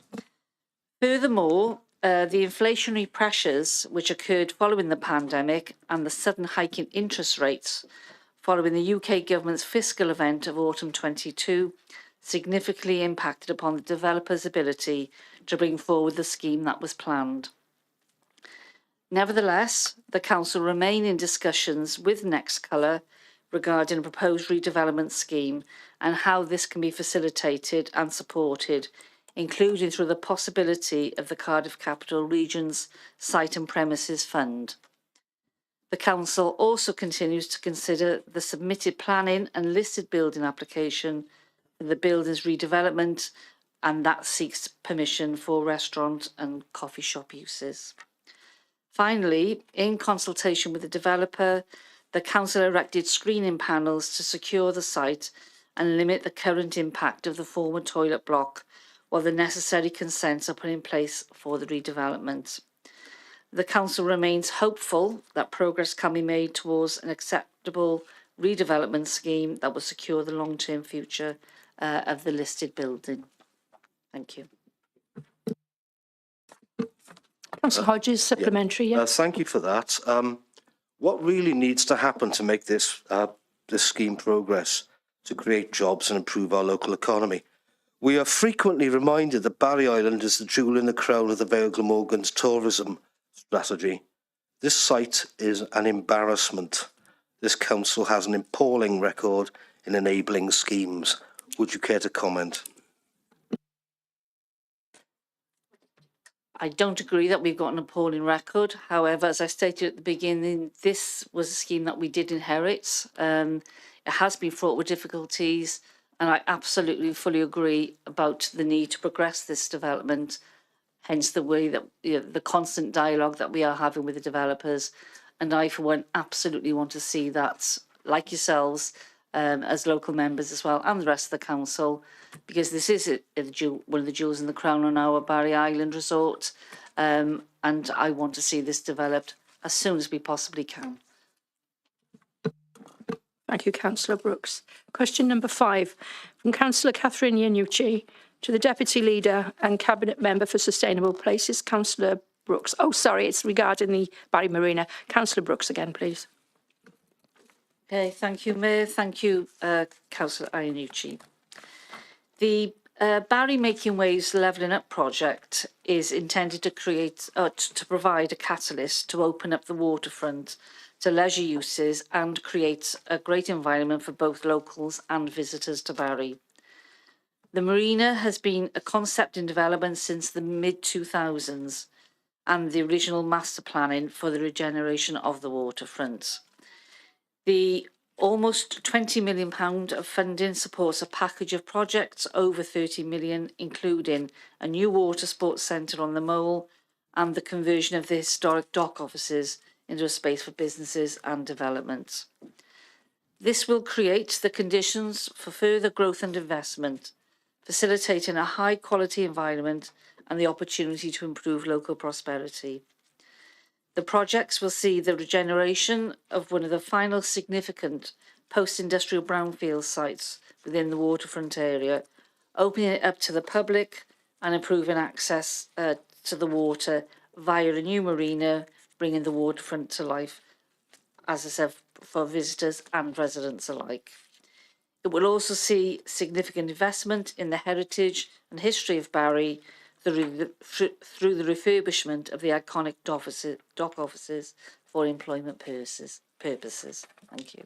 Sorry, I lost my voice there. Thank you. No supplementaries. Thank you. Question number 6, from Councillor A.M. Collins to the Cabinet Member for Neighbourhood and Building Services regarding fly tipping near Kingsland Crescent. Councillor Mark Wilson, please. Yeah. Thank you, Mayor, and thank you, Councillor Collins, for your question. And this is my reply.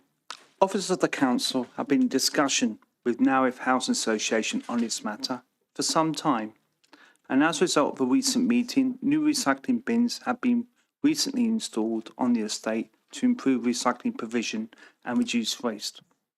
Additionally, for the immediate term, Narev has taken out a service contract with a third-party service provider to temporarily increase the frequencies of waste collection, whilst education programmes for the residents are completed. The Council's recycling officers are supporting Narev throughout this process. As well as the recycling waste measures, Narev has agreed to purchase and install CCTV cameras to combat fly tipping and manage abuse, and the Council's enforcement team will be supporting them with compliance. And that's the end of my question.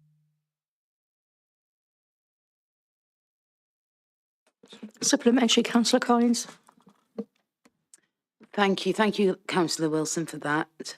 I do have a supplementary, and it In regards to complaints I've received from residents who state that they have been given conflicting information about where they can put their rubbish, whether they can use that bin store or not, and have been fined as a result. They've been given conflicting information from the council and from Newydd. Would it be possible for a meeting with the council and Newydd to ensure information is aligned to prevent this from happening further and further fines being issued? Thank you very much for your supplementary. And I almost predicted what you were going to say there, because we are going to have a meeting fairly shortly with the Cabinet Member for Housing and also now to discuss this further. Obviously, if you can write to me with any individual issues of residents, I get my officers to write a response, and obviously I will look at that response and sign it on. So thank you. Thank you. Question number 7. From Councillor Belinda Lovelock-Edwards to the Deputy Leader and Cabinet Member for Sustainable Places regarding local bus routes. Councillor Brooks, please. Thank you, Mayor. I can advise that subject to Welsh Government ministerial sign-off, bus service contracts will be awarded by the Council in order to maintain the existing bus provision from the 1st of April 2024. The Council has sought to maintain its supported local bus service budget of 470,000, and our officers have applied for significant additional funding from Welsh Government through the Bus Services Network Grant and the Bus Network Fund. Timetables will remain as existing in general, although there may be some minor changes in order to serve new areas or to improve service reliability. And further to that, I've actually received notification this afternoon, which is obviously a bit too late to actually include within this response. And basically that following those recent tenders by the South East Wales regional authorities and others throughout Wales, the Welsh Government announced the new funding for 24-25 going forward, which is obviously now called the Bus Network Fund. And that will cover all services tendered, because we had to retender all our services, despite those significant increase in prices, which was a huge challenge to us as a local authority and other local authorities. So we're actually in the process of formally awarding those new contracts for various services. But I think what I will do to save some time tonight, and there is quite a bit of detail within that, is I'll send out a bit of a briefing note to all members, which will include then all the service numbers, details, so that we've all got that information. So I'll send that out over the next day or so. Thank you. Thank you. Question number 8 from Councillor Dr. Ian Johnson to the Executive Leader and Cabinet Member for Performance and Resources regarding County of Sanctuary status. Councillor Liz Burnett, Leader, please. Thank you, Mayor, and thank you, Councillor Johnson. Since the motion to Council last year, a range of activities have been undertaken with regards County of Sanctuary status as follows. The Council's become a City of Sanctuary Local Authority Network member, and through that, the Council's been able to reach out to a range of other local authorities to understand their experiences and approaches in order to help shape the Council's approach. Membership of the Local Authority Network is the first of a series of steps to becoming a County of Sanctuary. The Council is currently developing a framework and the required action plan for progressing this work. This includes reaching out to networks and groups in the Vale of Glamorgan with lived experience, and an internal sanctuary network has been established to collate the relevant work already undertaken or underway to support the strategy and action plan. This phase of work is estimated to be completed by April of this year, with a view to launching in Refugee Week in June. This work is referenced in the recently scrutinised draft annual delivery plan, which the Council has considered this evening, which says to progress our work as a County of Sanctuary to provide support, dignity and a welcome for current and future residents of the Vale.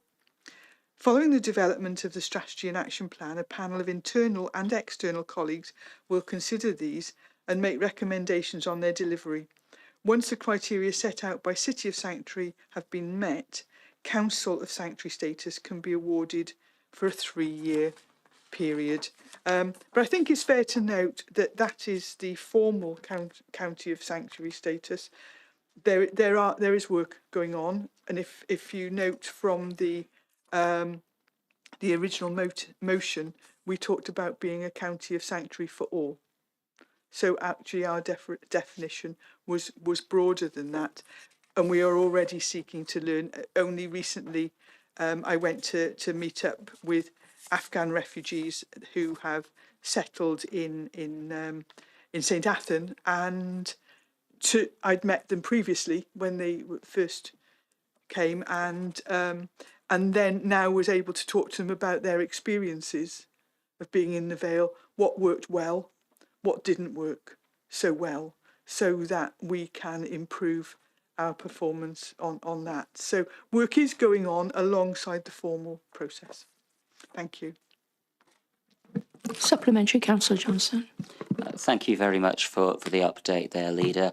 I think I'm pleased to hear that work is going on, because obviously, something took place in this council, in the virtual council chamber last April, was done with, a fair amount of promotion and publicity, and I'm pleased to hear that work is undergoing and work is underway. I'm looking forward, perhaps, if we can arrange for a report to come to appropriate committee, probably Homes and Safe Communities, to explain that work and the progress as well. I think would be helpful. Thank you. I think in terms of the progress up to April this year, I think that would probably be a suitable time to bring a report. But we are happy to update people as we go along, because there are many people within the Vale that could do with sanctuary for whatever reasons, and hopefully in our equality, diversity and inclusion work, we will continue our support for that. Thank you. Thank you. Question number 9 from Councillor Naomi Marshall-C to the Cabinet Member for Neighbourhood and Building Services regarding tree planting. So Councillor Mark Wilson, please. Thank you very much, Mayor, and thank you, Councillor Marshall-C, for your question. And this is my reply. So far this year, the Council has planted 16,384 trees. These comprise the standard size, our larger trees, hedgerows, grow, saplings and whips. We currently plan to plant 8,000 to 10,000 trees in the 24-25 financial year. However, this figure could increase as the Council's tree strategy is carried out for public consultation. And increased tree planting is a major principle of this strategy. So that is my answer. Thank you. Yes, supplementary. Thanks, Mark. Is it possible to ask if the trees are native trees and also what species they are?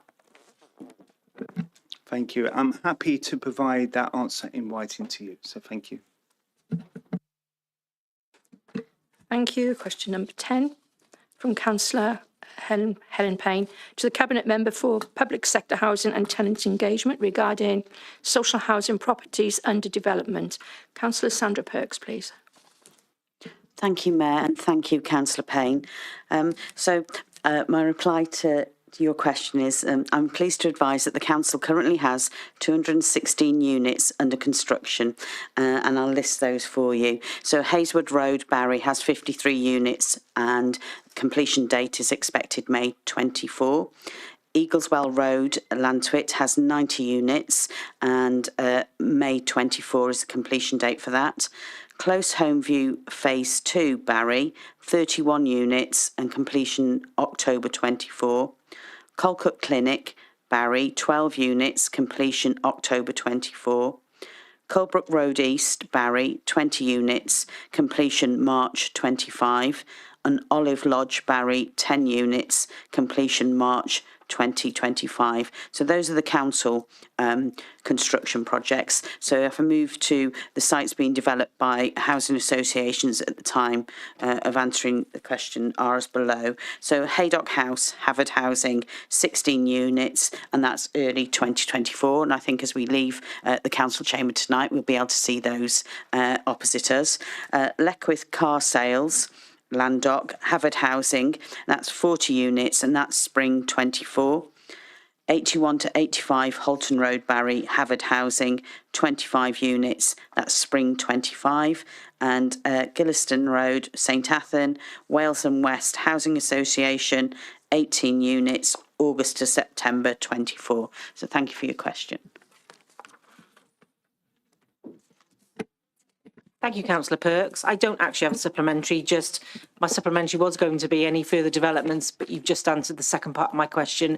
But part of that is I'm really happy as somebody who works in homelessness that this council as a collective are building social housing to take people out of homelessness. Thank you. Thank you, Councillor. Thank you.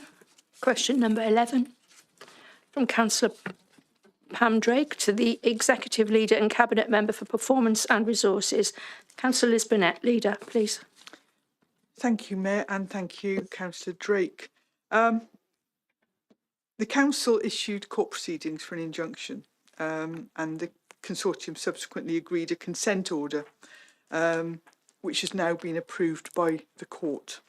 The consent order places legal limitations on the developer's ability to sell and allow the occupation of the remaining unoccupied dwellings until such time as a public open space is completed on site.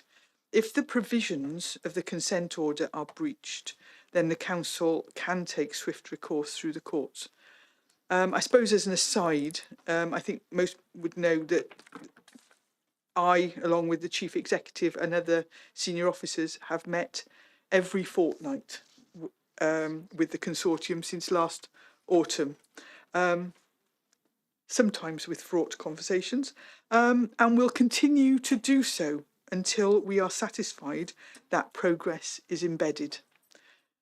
This forum is useful as it enables us to put residents' concerns directly to the consortium and seek assurances that progress will continue.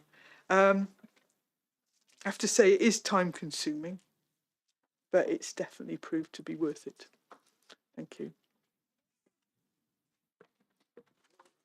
Thank you for that. I will watch this space and hopefully they'll pull their fingers out very quickly and deliver what they're supposed to deliver. There are indications that that's happening, and certainly reports back from the residents seem to reflect that.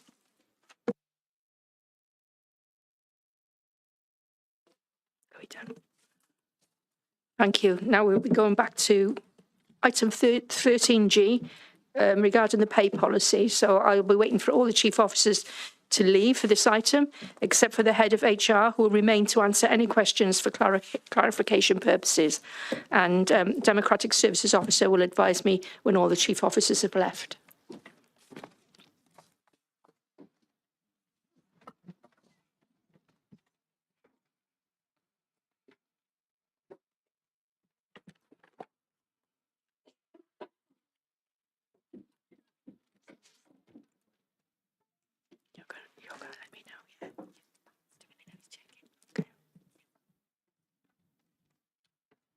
Just a point of order, if I may. I may have misunderstood, but I thought Democratic Services advised that anyone who didn't have dispensation to speak should also leave. No. Can I just clarify that? Yeah, clarification, sorry. Anyone who's got a family member working for the authority and who hasn't applied for dispensation must leave. That's the clarity. It's about the family member working for the authority. And we've got some members who've applied for dispensation, but we've got some members who didn't. And I've informed the ones who didn't that they should leave. Thanks.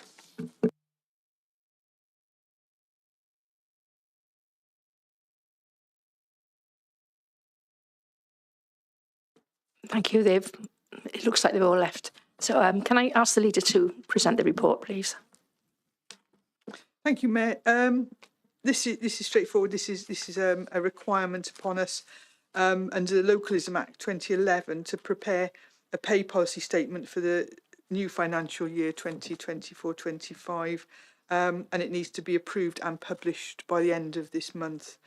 The pay policy has been developed since 2012, and it includes a whole range of different topics. So, things like guidance from Welsh Government, changes to local authority standing orders, changes as prescribed by the Local Government Wales Act in 2015, Local Government Elections Wales Act 2021, any necessary refinements as a result of changes to council senior management structure and the effects of national and locally negotiated pay and benefits awards.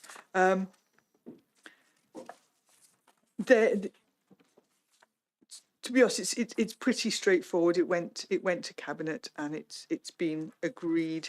A couple of things that were quite interesting in it. I mean, I think I need to mention that if you look at it, let's find the right page, that it suggests, well, it indicates that our gender pay gap did go up, but actually it's now back to 4%, and the trajectory is decreasing again.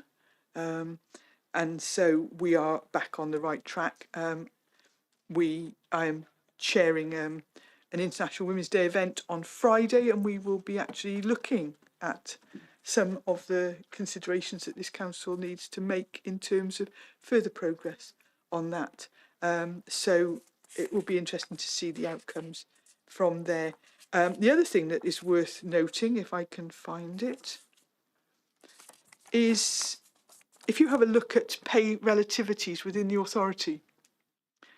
And quite often, if you've worked in the private sector, you talk about when they talk about the sort of fat cat pay, etc., and you look at multiples in terms of ratios between the highest and the lowest paid within an organisation, and it's quite rewarding to actually see that we've got a ratio of 1 to 6.6 from the top down to the bottom, and in terms of lowest paid up to average chief officer, it's 1 to 3.3.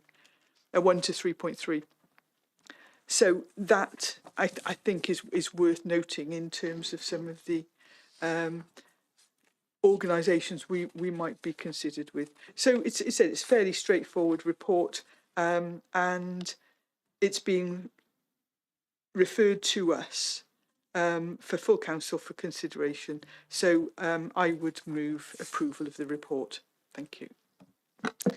And I'll second that recommendation, Mayor. Thank you. Can I just ask if there are any points of clarification for the head of HR before the debate or before anybody wants to speak? No? No. Thank you. I need to ask the head of HR to leave as well.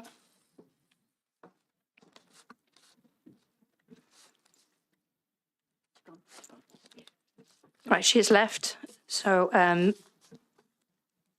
does anybody want to speak on this?